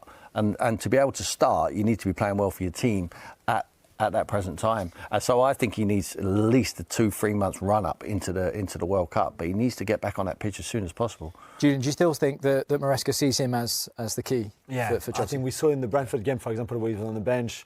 When he came on, it just changed the game for Chelsea completely. And with him and without him, I don't like Enzo as a 10. For example, you can move Joao Pedro there and Liam Delap can start up front, sure, but Cole makes everything ticks around him, so he's indispensable for them. Yeah, and losing him in the game this weekend is going to be crucial for Chelsea. Yeah, crucial, and with the games coming up as well, again, they highlighted this week after the international break for him to come back, and without him, the plans have all changed now. The men's team and the women's team, and of course the people of North London. Why is the North London derby so special? Yeah, I mean, having been to them, I mean, when I was playing for Arsenal, the Tottenham women's team were in the leagues below. Now, you know, in the WSL, Arsenal are in 4th, Tottenham are in 5th, so there's that rivalry. I think, you know, these two sides, they often just battle who can finish higher above each other, don't they? They're not focusing on even the league. They're just thinking, we need to finish above them. And to be honest, of all the atmospheres I've been in, Arsenal-Tottenham is definitely one of the most intense environments. I mean, you're talking police escorts from Highbury and Islington train station. You know, the fans are going along with the horses and all that.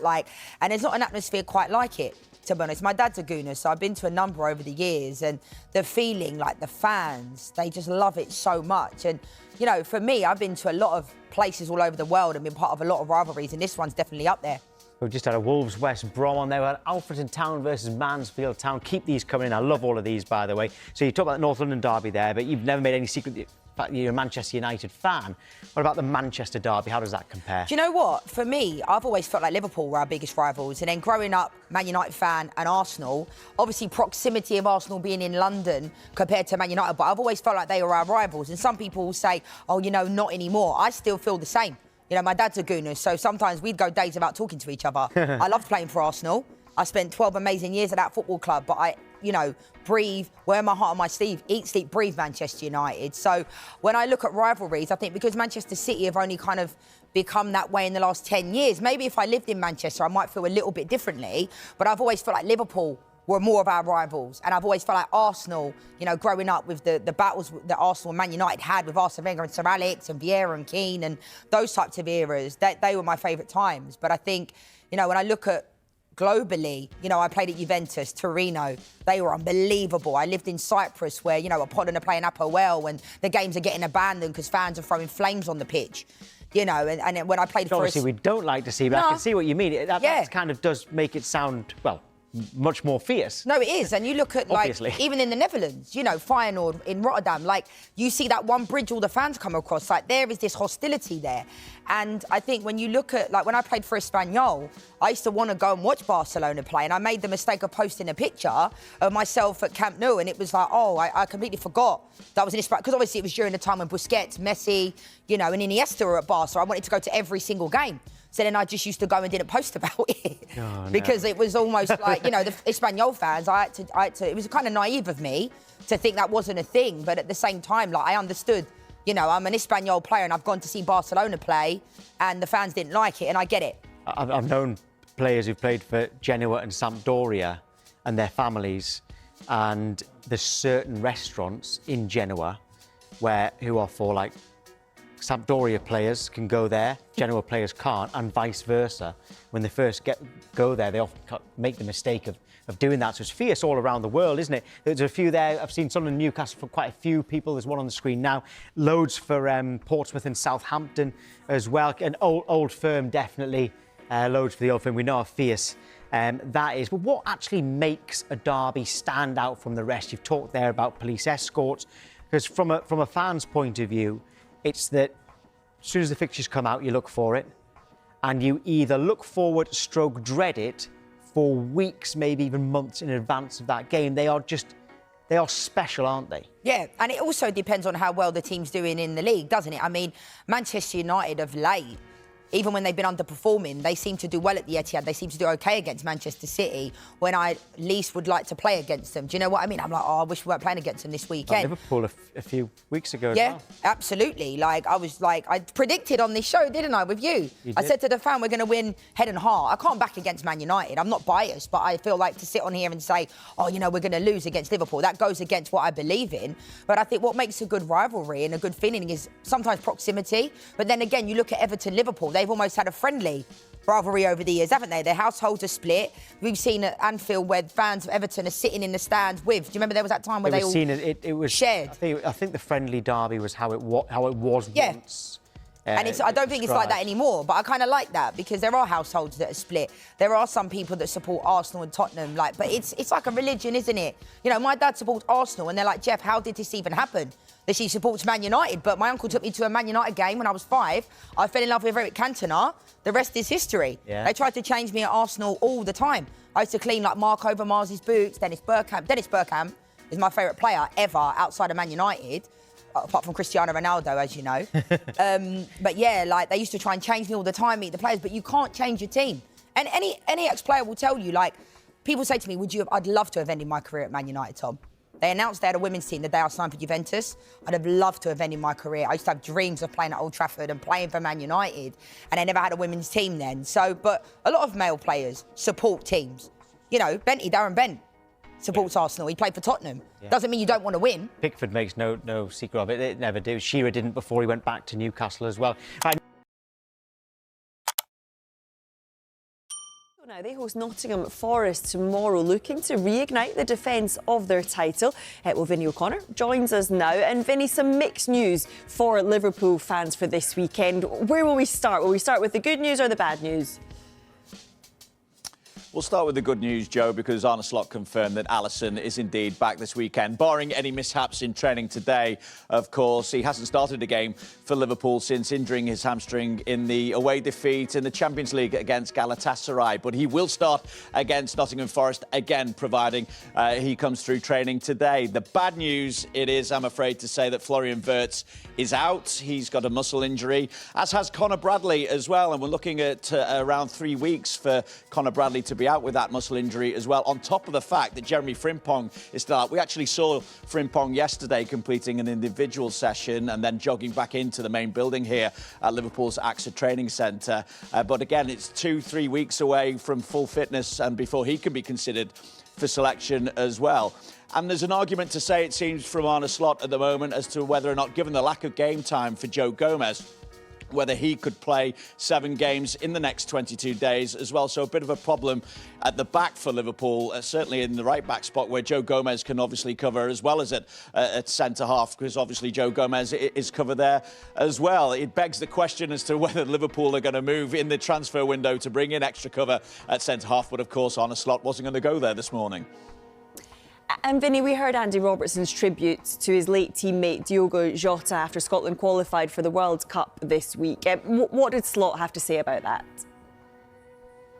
Yeah, I think maybe we should have realised at least earlier this season, certainly in that first game of the season when Mo Salah scored and then performed the Diogo Jota celebration as well, that this would be hanging over the squad. It would be something that they were struggling at least to come to terms with. And I think that was really borne out in what we saw from Andy Robertson in that in that qualification that Scotland made it through to the World Cup. But that interview that Andy Robertson gave afterwards, that raw emotion is still there as regards the passing of Diogo Jota. It's certainly something that is felt within the squad. Now, today we obviously spoke to Arne Slot about that situation and asked him as well whether he feels that, given everything and the weight of grief that the squad is carrying at the moment, whether they've been judged perhaps unfairly. But what he did confirm certainly is the fact that it is still a massive battle for his squad to come to terms with exactly what happened in the summer to Diogo Jota.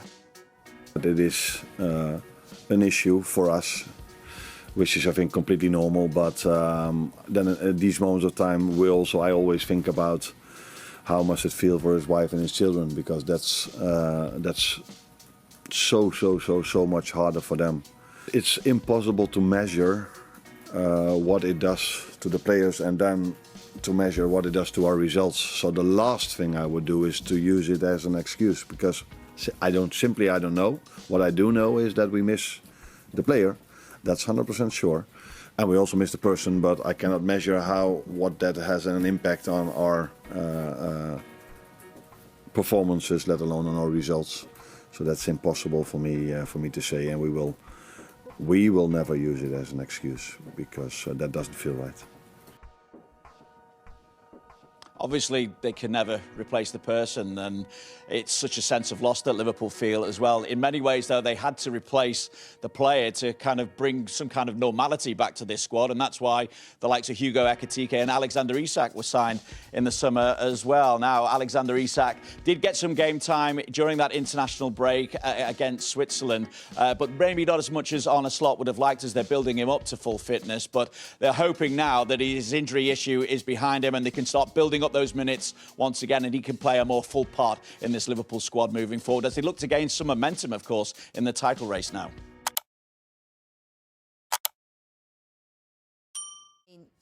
You look at this Arsenal side, and every single season, you know, when Saliba got injured last year and the year before Gabriel, it was like, I do think Arsenal are more equipped now. You know, Calafiori's had a good season this year. I think Miles Lewis-Skelly's been quite hard done by to not be playing as much. Yeah, he's played a little bit more of late. And I said this to you, didn't I, Tom, in the break, that if Miles Lewis-Skelly, he's 18, 19 years old, right, still so young, came into the Arsenal side last year and did fantastically well. This year, at times, he's been out of the team. And I think, you know, if he wants to think about it, he's got loads of World Cups ahead of him, but if he's not starting for Arsenal, he's probably not going to go to the World Cup. And this is a player that Thomas Tuchel likes a lot, but he's not playing for Arsenal.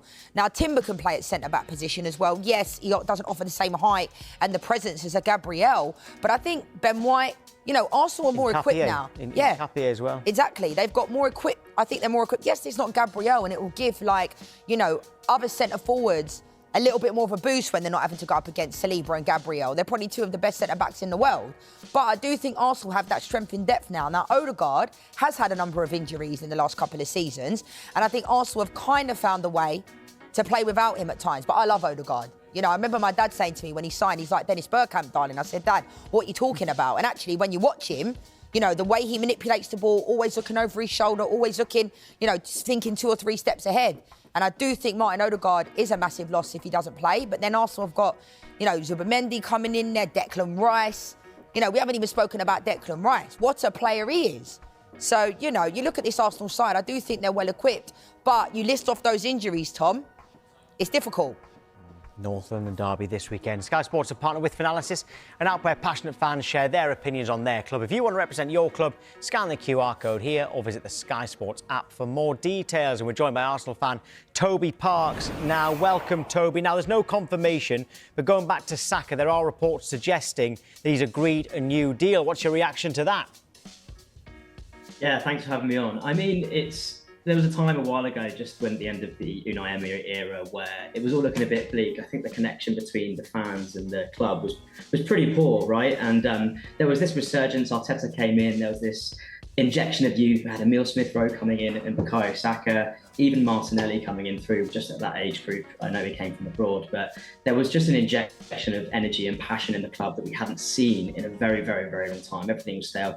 And Saka, forgetting everything that he can deliver on the pitch, which we all know about for England and Arsenal, he is just that cultural figurehead for Arsenal. And I don't think anyone could imagine him being anywhere else other than Arsenal. And he means so much of this club, I think, is so like inquantifiable. And if he was going to be anywhere else, I can't imagine what it would be like. You're And getting emotional it's there. incredible news. Toby, you're getting emotional at the thought of Saka in another team's kit there. In terms of winning the title, by the way, on yesterday's show, we had a live audience. There were 10 fans. We also had Jamie O'Hara in the studio as well. So 11 people were asked the question, will Arsenal win the Premier League? And only one person said yes, and that was the Arsenal fan, which was a big surprise to me that was the results of that kind of flash poll that we did. What does that say about your chances of winning the title and the mentality? It flip-flops every week, doesn't it, really? I mean, at the beginning of the seasons, it was Liverpool's to lose, and then it was ours to lose, and we were going to walk it, and then suddenly one draw, and it's all different. The reality is Haaland and City look absolutely terrifying. I think there's that debate about who's the top three. I think Haaland's clearly the best player in the Premier League, if not the world at the moment. And when he's on that form, anything can happen for City. What I would say is I think we are as equipped as we ever have been to go the full distance. You know, we are struggling with injuries up top, but having that defence and ability to score off set pieces or make sure that we keep possession in their third for the majority of the game gives us that best platform. But look, it's going to be close and it's going to be scary. And if City are in it, they usually win it. But I think we're the most equipped. I think we have been in 20 years to do it. So I'd give us the best chance we have in a long time. Toby, and if you don't do it this year, right, then what? Because I'm talking like Arsenal are reluctant to say, the fans are reluctant to say we're going to win the league. I think mostly based upon the psychological side of kind of getting nearly there the last couple of seasons. Like, if you don't win the league this year, then what? You're absolutely right in terms of like what that feels like as a psychology for the club, because the big question there is like, it depends. You know, if we go and get 102 points but Man City get 103, I'm not sacking the manager that gets 102 points. But equally, if, you know, we do sort of see a difficult kind of winter period and we see some of the times where we saw last season, we can't manage our squad as well as we could and seeing the same issues, and we do die off, I guess, towards the last few months of the season, then that's a problem. But I do get your point. Like, even if we do get those 102 points in that weird scenario, like psychologically to get that close, it must be hard. So maybe there's a change of manager that you think, but that's such a high performance area. I guess I'd be looking at, you know, if that was 102 points there or whatever it was, how have we done in the other cups is then where you're looking. So it really depends, but you're absolutely right. There's only so far you can go in a project. Gyökeres was supposed to be the missing piece to this Arsenal team. Everybody for the last 3 seasons have said Arsenal need a number 9. Now they've got him. I just think it has to be done this year, genuinely. Like, I agree with what you're saying about 102 points, 103, but like, you have to get it done. Genuinely, you have to. Yeah, look, it's his 5th, 6th year, one FA Cup. So, you know, this is something that's time to deliver. I think he's got absolutely everything that he needs to do it. We've got a big squad. I think we've got that attack. We can start getting a few of those players back. I think Gyökeres has been very good. I think there's way more to come from him as well. So I'm really excited. He's always been, like, I think, part of like a front 3. I think Havertz being able to rotate would be so great, and I can't wait to have him back as well. And just I think that opportunity for him to rotate with him, I think, would be that final piece. So I think, yeah, we'll see how it goes. What's your feeling going into the derby this weekend? Nervous fan at the best of times, but I think without Gabriel it's a little bit worrying, but to be honest, if we do have depth in any position in the squad, it's that sort of left defensive area, so we should be fine from that perspective. What I am worried about is the attackers that we have available to us. Thomas Frank and Spurs are very, very good away from home, and that setup tends to struggle to help us. We struggle against that setup a little bit, so we'll see, but you've got to be confident against Spurs at home, so I'm not too worried.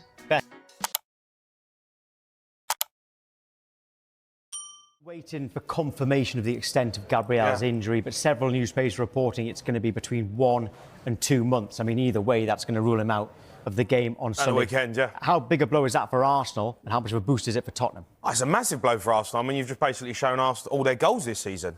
You know, set-piece FC, isn't it? So to lose Gabriel is a massive loss for them. They're in... Look, he's been incredible. He can't get away from it. They've been the stalwarts of the Premier League so far.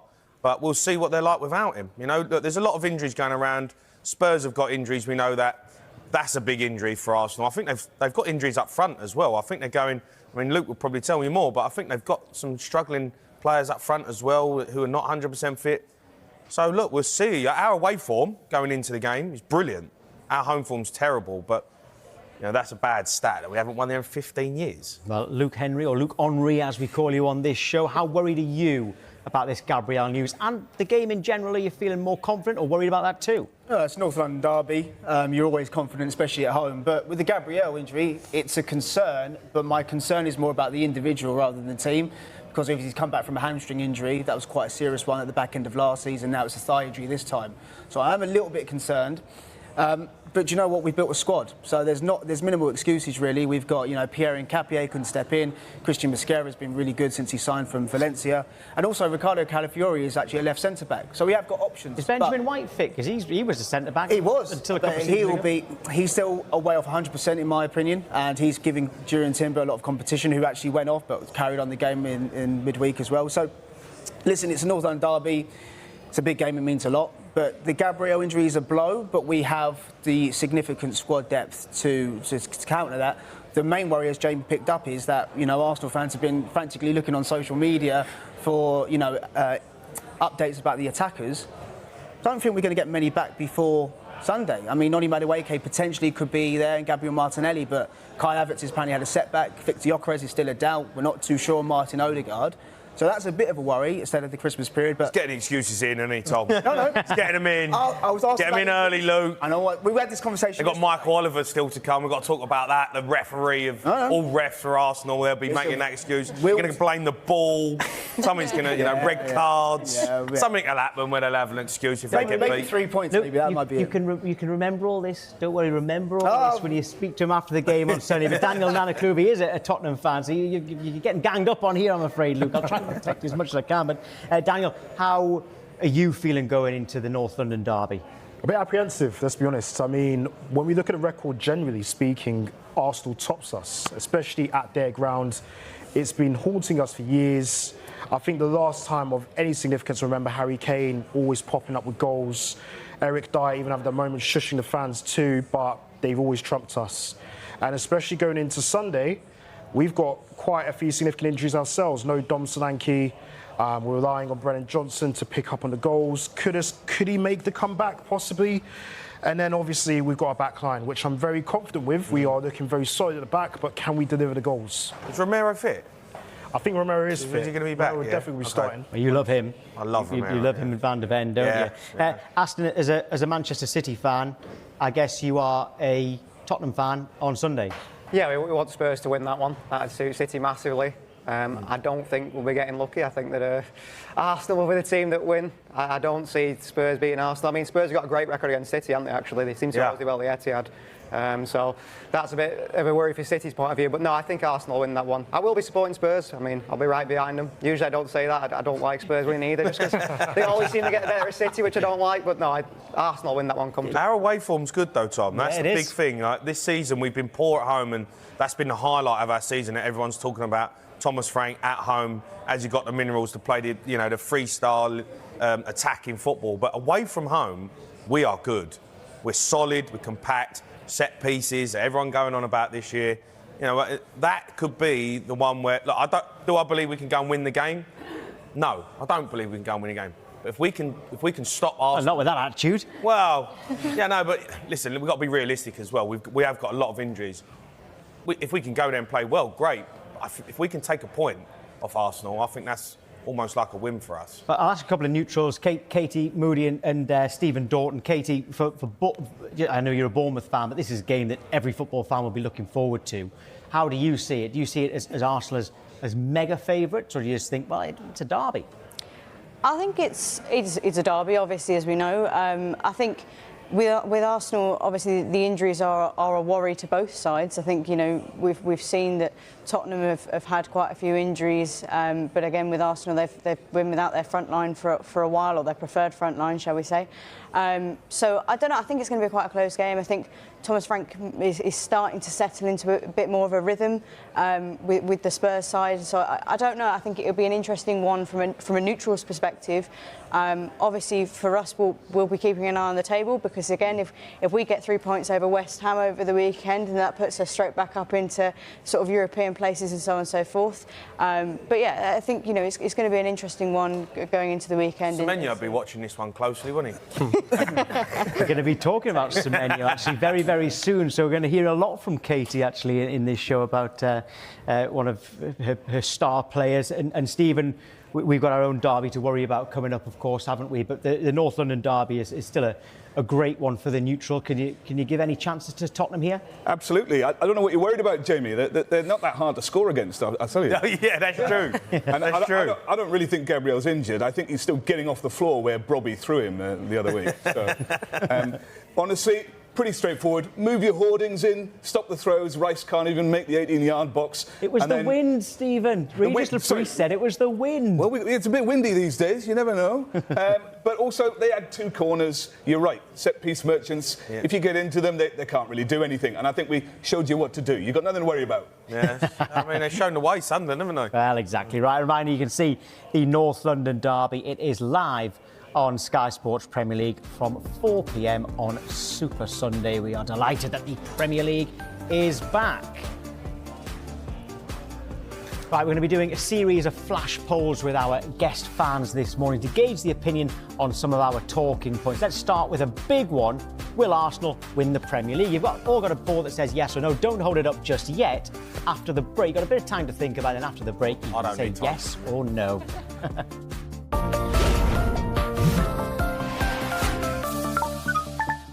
Right, before the break, we asked our guest fans to have a think about this question. Nice and easy. Will Arsenal win the Premier League this season? Right, you've all got your cards. Is it a yes or a no? Of course, there's only one. That is surely... Right, hold on a minute. Hold on a minute. What went on in the break? No. Got nothing to do with this, Tom. Right. Got nothing to do with this. I've got a feeling that might be a hijacked poll, OK? But Aston, I will ask you about it, though. Is that because you think that your club, Man City, are going to win it? I think everyone thinks City are going to win it, really, don't they? By the judging by the poll, I think everyone thinks that City will be the side to win it, just because of the past. I think I was not so sure at the start of the season, and the way Liverpool and Arsenal started, I thought maybe City are in it this year. But looking at how Liverpool have gone recently, and then Arsenal, we know what happens to Arsenal when it gets tough. Arsenal seem to always fall away, don't they? So I think it's going to be the same again this season. It seems a little bit inevitable it's going to happen. Abigail, do you really believe that? Liverpool. I don't believe they'll win it. I just think they're bottlers. I think at the end of the day, they're not going to win it. I don't care how far they get into the season. They're not going to win it. I don't know if it's just like being a Liverpool fan and having the trauma of City chasing us and, us not winning it when we've been top of Christmas and stuff like that. I think you've always got Man City in the back of your mind. I just think City will win it. I think Liverpool have got more of a chance than them. You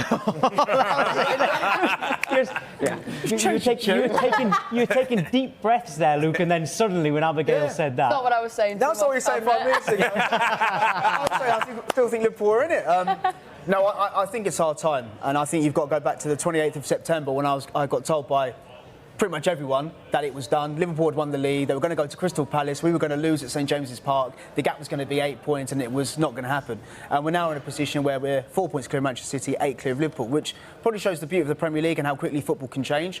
But also, an Arsenal fans, believe it or not, we haven't made this narrative that the job's done or we're going to win it. We're taking it one game at a time. You can never be too high, you can never get too low. What are you on about? You've been sat in the crowd with your papers out. Yeah, you're Cringe FC. There you go. Come on, you can't get away from it. So you use 2 or 3 fans to make a generalisation. Well, you're all in it together. We're all in it we know Arsenal fans, this is what you do. Well, we all believe that we can win the Premier League. Believe the hype.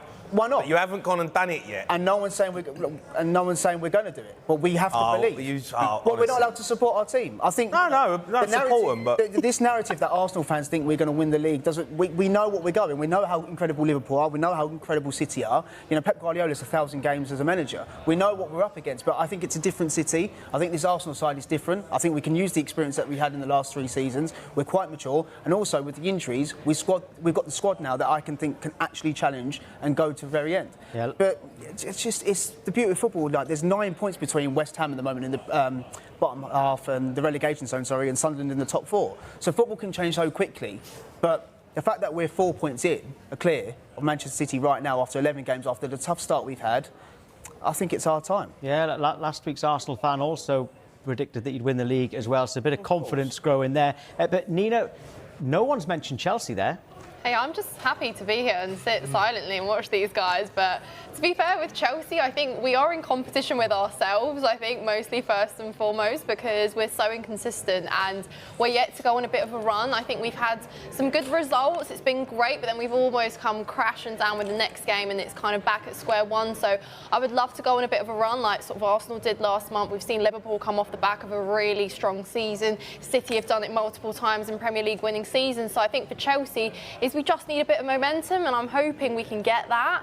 Tough games. I think Burnley at the weekend scares me more than Arsenal and Barcelona coming up, which just sums it all up for you. But I think, you know, we need to get some consistency going. But I think we could be in the mix. We could make it difficult for these guys. But I'm just happy to, push these guys and make it as difficult as possible. But Nina, when does it get to the point where Chelsea can't keep saying that you're not ready to win the Premier League yet because it's a young squad? Because you spent £1 billion. Yeah. Yeah, we did. And every time I speak to a Chelsea fan, they go, not yet, not quite yet. When you're like, well, when? Well, I think if you look at last season and how tough we made of finishing in the top 4 and how inconsistent we are there, it's normal to come into this season and expect us to be a lot more convincing and be in the mix with these guys. But I certainly think, like I mentioned earlier, we need a bit of consistency. I think our defence is definitely a big weakness, and you don't really win a Premier League title with the defence we have. We've changed centre-back partnerships. In about 11 games, there's been different centre-back pairings. That doesn't help. So I think certainly if you're looking at winning a Premier League, that needs to be addressed, and we've obviously got January to do that. Maresca's made it pretty clear he wants a centre-back. And I mean, we've got promise, but the fact that Josh Achimpong is the youngest, most promising player, but you just need to give a bit of time and a bit of stability for that to happen. Well, talking behind us, but you can choose someone else who's missed out on that list. Everyone at home, let us know. You know how to do that. But Stephen, go on and make your case. Granit Xhaka. He is a captain of old. He is on the pitch. He directs the tempo. He decides whether we take the drop-in midfield pass or the long pass up the flanks. He tells everybody where to go. He's like another coach on the field. It's like an enormous training session, and he's in charge. And everything about where Sunderland are and the results they have in the league and continuing all the way to the end, that all those standards and those demands and that drive is set by him. And I think he's really showing you what a really good, top-quality captain can do to transform a team. So he must be. You've made a good case there, Stephen, I've got to say. Johnny, anyone on that list for you, or have we missed someone? I think Pedro was a great signing for Chelsea, but I actually agree with... I think Xhaka's been the best signing. Walter Marder's been fantastic for Newcastle, but I think Xhaka, for what he's doing at Sunderland, is phenomenal, and I think he's the best signing so far. Daniel? I think one that I might regret saying, actually, is Martin Zubimendi. So Zubimendi at Arsenal. I know he's angry. I'm sorry, but let's be honest. Let's be honest, man. Dan, what are you doing to me here? Good work, Dan. Listen. I mean, I really regret saying it, but he is by far one of the best central midfielders I've seen in Spain. And he's definitely performing for Arsenal. And that's something that we would like for ourselves at Spurs as well.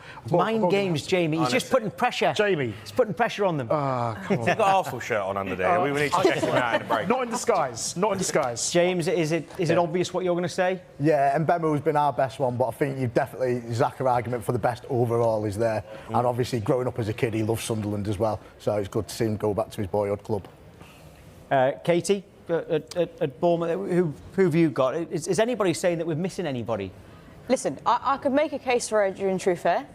For Bournemouth, I could. Fair point, In terms of the fact that Milos Kerkez has gone to Liverpool and maybe not performed as well as they'd have hoped, and obviously cost us a lot less. But in terms of what the others are saying, I think Granit Xhaka across the Premier League probably has been the best signing in terms of the fact that the experience he's brought to a promoted club. We've seen previously in the last few seasons that the promoted clubs haven't perhaps had that stability, and he's provided that for Sunderland in their hopes to stay up. And currently, qualify for Europe. Well, touch wood, Jamie. I'll get to you in a moment. But, oh, yeah, go on. Hand out the award right now. I mean, it's universal, isn't it? At the moment, yeah, Joe? I can't think of a Palace player, unfortunately. Pino's the only one, but he's still coming up to speed. But for me, yeah, Granit Xhaka. Like, the leadership quality that he brings, I mean, they're in the top 4. I mean, it's ludicrous. So, Zubimende as well, I will give... sorry, Jamie, yeah. I think Zubimende's been really good. Eze, not so much, unfortunately, from Palace perspective. But Kudus as well. I'm surprised you didn't say Kudus, because he's had quite an impact for Spurs. Yeah, it's a good point, you know. Kudus has definitely won. But it's because when I'm seeing the influence so far, Zubimendi's been standing out so far for Arsenal, really. But it's Xhaka, isn't it? It's definitely yeah. Xhaka. I think people forget Xavi Simons, I was going to say. Xavi Simons. Xavi. A great start to the season. What about Florian Wirtz? What about him? Everyone's opinion is valid. I think Xhaka. I think Xhaka. You talk about leadership, you talk about a club coming up from the Championship, everyone expecting you to finish bottom, you know. And No. Didn't expect that. Well, maybe not you, but everyone else did. But, you know, fair play to him. Jordan Henderson as well. I mean, Brentford, yeah. You know, we've got to talk about him. He's come in, everyone was thinking he was the forgotten man. He's gone in at Brentford. They're doing really well, you know. And Donnarumma. I mean, I think value for money, Champions League winning goalkeeper, 26 million. Yeah. I don't think anyone else made a signing as good as that. Big surprise when he went to that fee, wasn't it? Yeah. Liverpool. That could be a good sign. I don't think I'd argue A it. few there. Right, OK. Don't Lie, powered by SofaScore. It's time that we welcome Colombia into the show, and you guys as well hop into the conversation, because the topic of today is Luis Diaz the most complete winger in the world? Maybe not just Colombians, but Bayern Munich fans as well, because the numbers might show that he is, JD.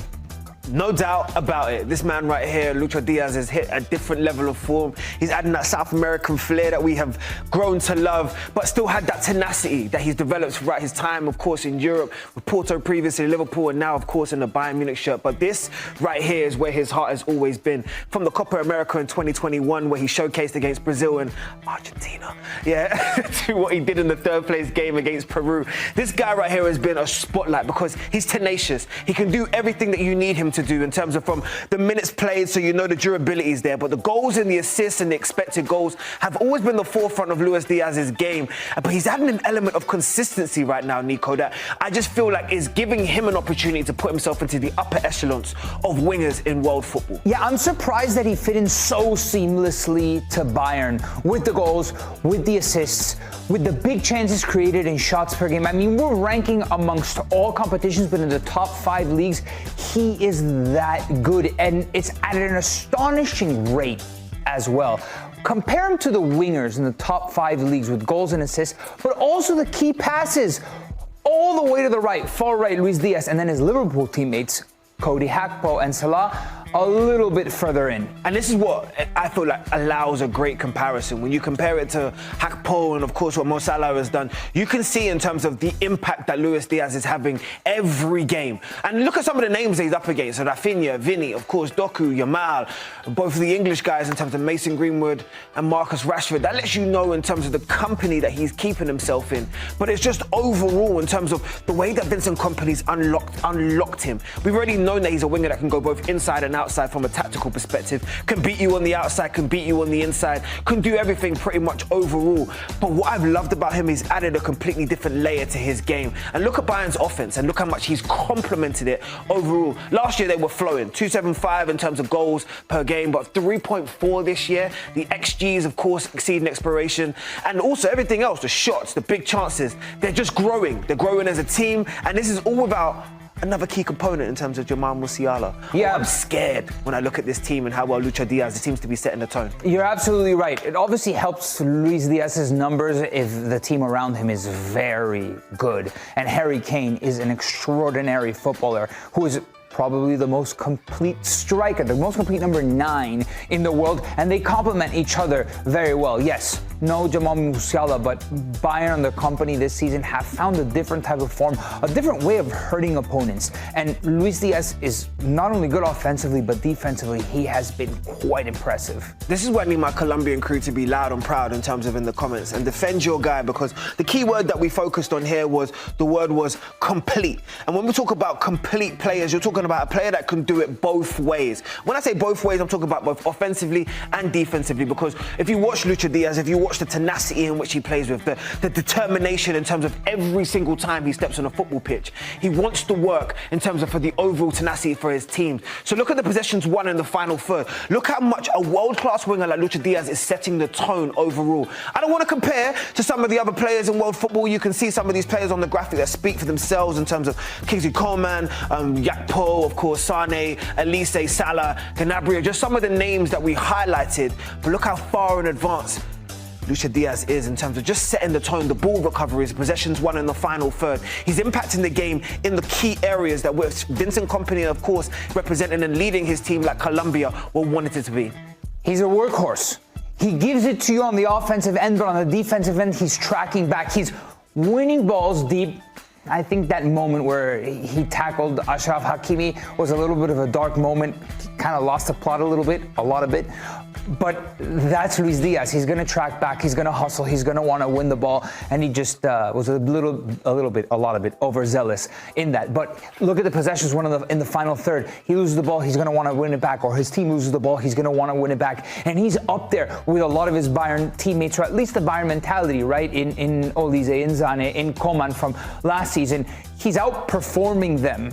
You could say that he's made Bayern better. Oh, undoubtedly. But I love the question marks that was around him. Some of the German legends like Didi Hamann were questioning whether or not they pay too much overall.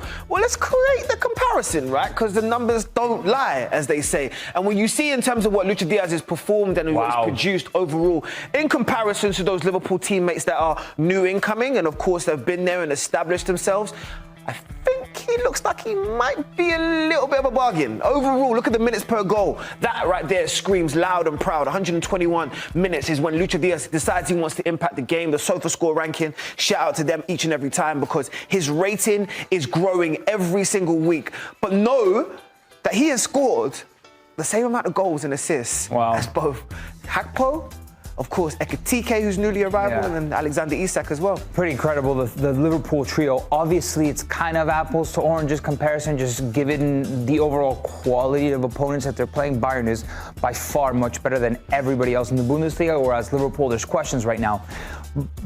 That's not to say that Luis Diaz isn't quality overall, and it's not that I don't think he's the most complete winger in the world, because I do think he's the most complete winger in the world, but let's take it a step forward. Go on. What does he need to do to enter into a serious Ballon d'Or debate? I'm not talking about shortlist. I'm not talking about top 30. I think he's obviously that good to be in a top 30. But look at these numbers.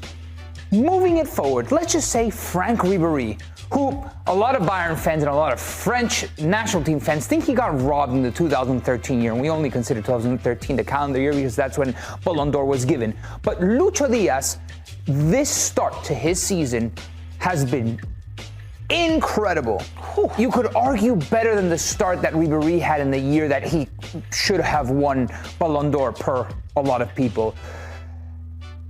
What needs to happen for him to be in that top 3 debate? I always say this, you need 3 things. You need a narrative. First of all, you need a story. The move to Bayern, him establish himself, him also forcing his way out of that club in terms of Liverpool, who had won everything in terms of domestically and wanted to establish themselves as this was their reign. Get that money. Hey, Lucha Diaz said, no, I want to establish myself in a new team. I want to showcase I can do it in a new league and with a new setup. That is number 1, your narrative. Forcing the move and also executing. Number 2, you know you need the numbers. That's always a phenomenal part. You need the foundation, the goals and the assists, the rate that he's scoring at right, Nico. You just compared it to Franck Ribéry. He's one of the best wingers of all time. If he can continue to do this throughout the rest of the season, but that comes hand in hand, I think, with Harry Kane also performing. So here's your third point, which is the other part. You have your narrative, you have your stats, but you need your international success. This is an important 12 months for him because that conversation around the world's best footballer also needs to represent what you're doing in your Colombia shirt. A semi-final for Colombia. Which they've never done before, by the way. Never been achieved. We've seen the iconic moments they've had from the spider kick to everything else. But actual success, emulating some of the greats that have worn this shirt, i.e. your Falcaos and whatever else, in terms of leading the line for your country, that is what will separate him and put him into different echelons in terms of conversation. Your thoughts? I'm thinking of Colombians that have entered a World Cup in better form than Luis Diaz. Falcao, unfortunately, was never able to have that impact because of injury. In 2012, Falcao was on par with Messi and Ronaldo. Yes, I said it. I will defend that to the death. Because he was that good in that one season. Falcao was world class, man, but he wasn't able to shine. I'm thinking James Rodriguez. I don't know if James, yes, maybe more important to Colombia national team, but talk about form, Luis Diaz might be unique. And if Bayern wins the Bundesliga, wins Champions League, and then goes further than England, Colombia in the World Cup, I think you have a serious candidate for a Ballon d'Or. Like, just keep an eye out for Luchito. Keep an eye out on Lucha Diaz, but also more importantly, make sure you get involved in the comments. We want to hear from you. Colombian community, this one was purely for you. Bayern Munich, I know you stand by every single one of your players, because you know what time it is here on Numbers Don't Lie. Hey, thanks for watching this video from Numbers Don't Lie. Be sure to catch our show every Monday at 5 p.m. on YouTube. And for news and insights from leagues all around the world, including Serie A, AFL, and all UEFA competitions, both men's and women's. Don't forget. Significant absence, particularly Gabriel. We will wait to see, and guess we'll find out from Mikel Arteta probably on Friday as to how long it might be. But Gabriel has been immense this season, hasn't he? I would say their best player, most instrumental player this season, leadership quality. Going into a North London derby at this weekend, there is no bigger game. Arsenal flying high at the top of the league. You need your players. Him and Saliba, for me, the best centre-half partnership in the league at the moment, and look like they were going to go on to win the title with a solid base. What they have, yes, they've conceded 2 goals against Sunderland. It's a very emotional game at the weekend. Tottenham are going there to derail their season. Don't worry about that. They're going to try their best to be able to do that. So it's a huge blow for Arsenal and for Mikel Arteta. Let's talk more about Arsenal then, because Sky Sports have partnered with Finalysis, an app where passionate fans share their opinions on their club. If you want to represent your club, then scan the QR code or visit the Sky Sports app for more details. Let's talk to Arsenal fan Christian Tai. Christian, good morning to you. In terms of the players you feel you could afford to lose, where is he on the irreplaceable scale with comparison to the likes of an Odegaard or a Rice or a Saka? Yeah, it's right up there. Maybe the most important. I said a couple of weeks ago, I think there's 3. I think Declan Rice, Jurriën Timber and Gabriel. Those are the 3, I think, if they get injured, we have the biggest drop-off. And yeah, when I heard the news, I thought it was a joke. You know, I saw it on online, and I'd actually seen before Brazil played, I actually saw a rumour that he was injured, and then I kind of researched it, and I was like, oh, it's just, some trolls online. And then when I saw the actual news, I was like, oh, it must be trolls again. They got me earlier. Just keep hoping there's loads of trolls out there. Usually you're right, to be fair. Yeah, usually. And I was like, hold on a sec. And then I see the picture of him kind of holding his thigh. And then, you see some tweet. I was like, there's no way. This happened with Martin Odegaard last season, international break. It just feels like, look, I'm sure other clubs feel the same way, but as an Arsenal fan, it feels like it always happens to us. Just when we're in a great moment, just when the momentum is building, just when we should have been in a good place with injuries, The amount of attacking players that are going to be back. I think Madueke, Jesus, Havertz, Gyökeres, Odegaard, Martinelli are all in contention for the next couple of weeks to come back. So it was like, all right, we've had injury problems already, but now we're getting through them.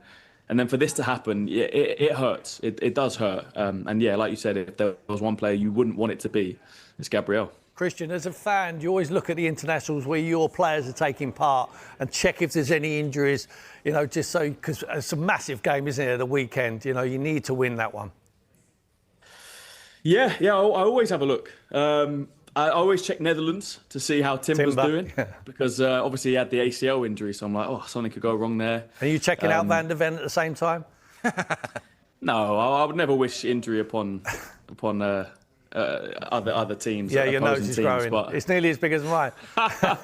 No, I never would, man. Look, I'm always a fan that I want the best to come up against us, because I want us to beat the best. Yeah.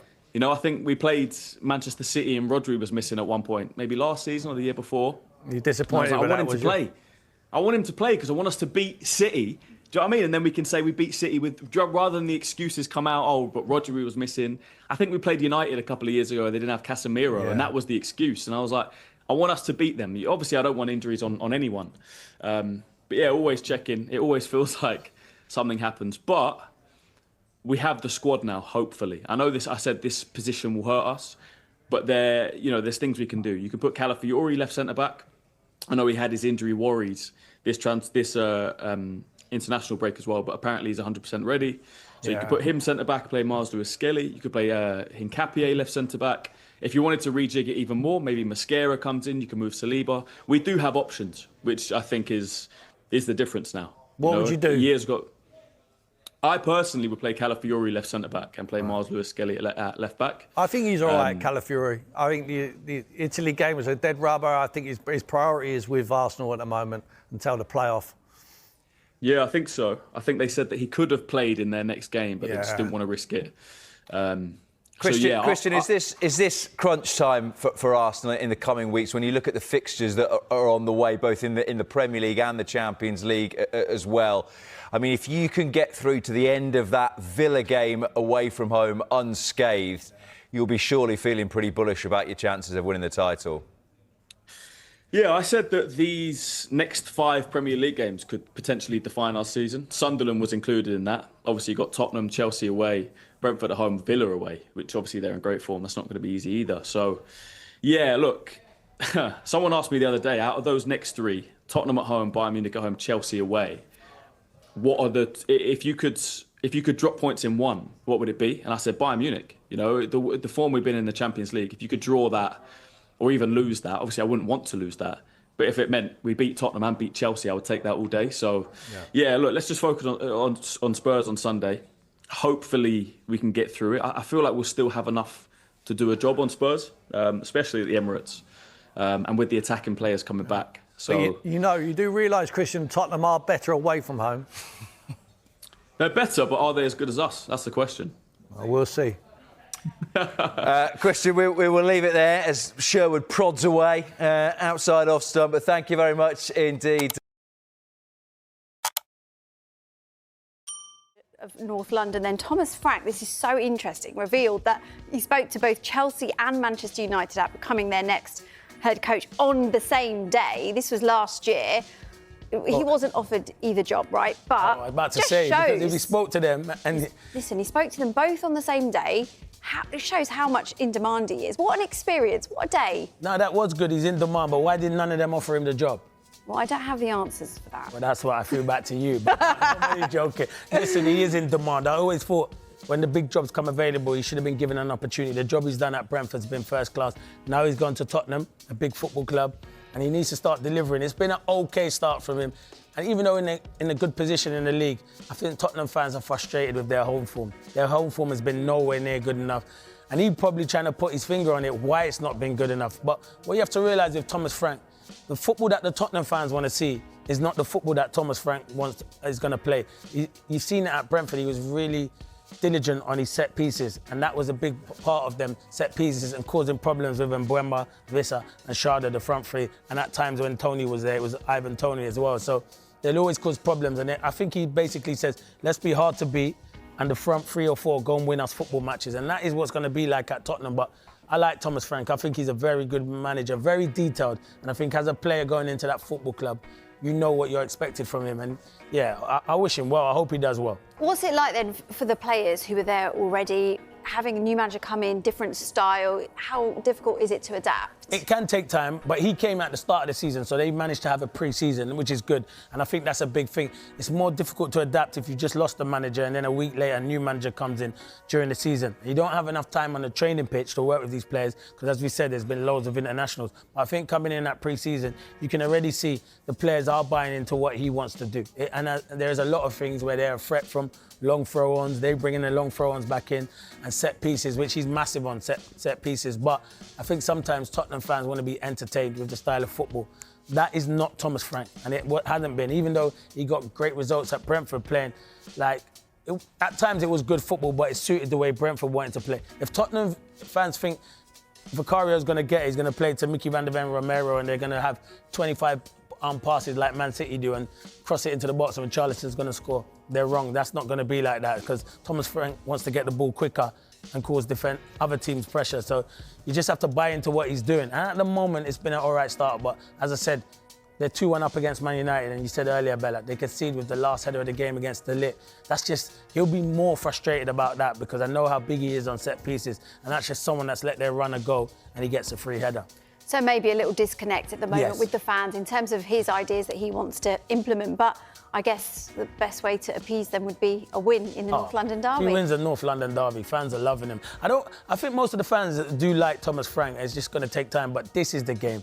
This is the fans. The fans want the bragging rights for this of the games. And as a player, there's probably only a few that are going to be on the bench. Maybe Dane Scarlett will be involved, who's come through the academy, that knows this game and what it means. But there is other players there as well, and it's a big game. It's You literally have just got a smile on your face just thinking about it. It's one of those where you're thinking, listen, I didn't play for Tottenham or Arsenal. I'd love to have played for one of those two teams. But what I'd say is one of those where you're thinking, it's a derby game. You know what it's like. You want to be the hero in games like this, and you know it's bragging rights, and fans will love you. So if Thomas Frank can get a result at the Emirates, it's a hard game because Arsenal are in fantastic form. With or without Gabriel, it's still going to be a difficult game. So yeah, but it's one of these where one of these new players at Tottenham, someone like a Xavi Simons, could make himself a hero. Absolutely. Well, a reminder that you can see the North London derby on Super Sunday. Coverage gets underway from 4 o'clock on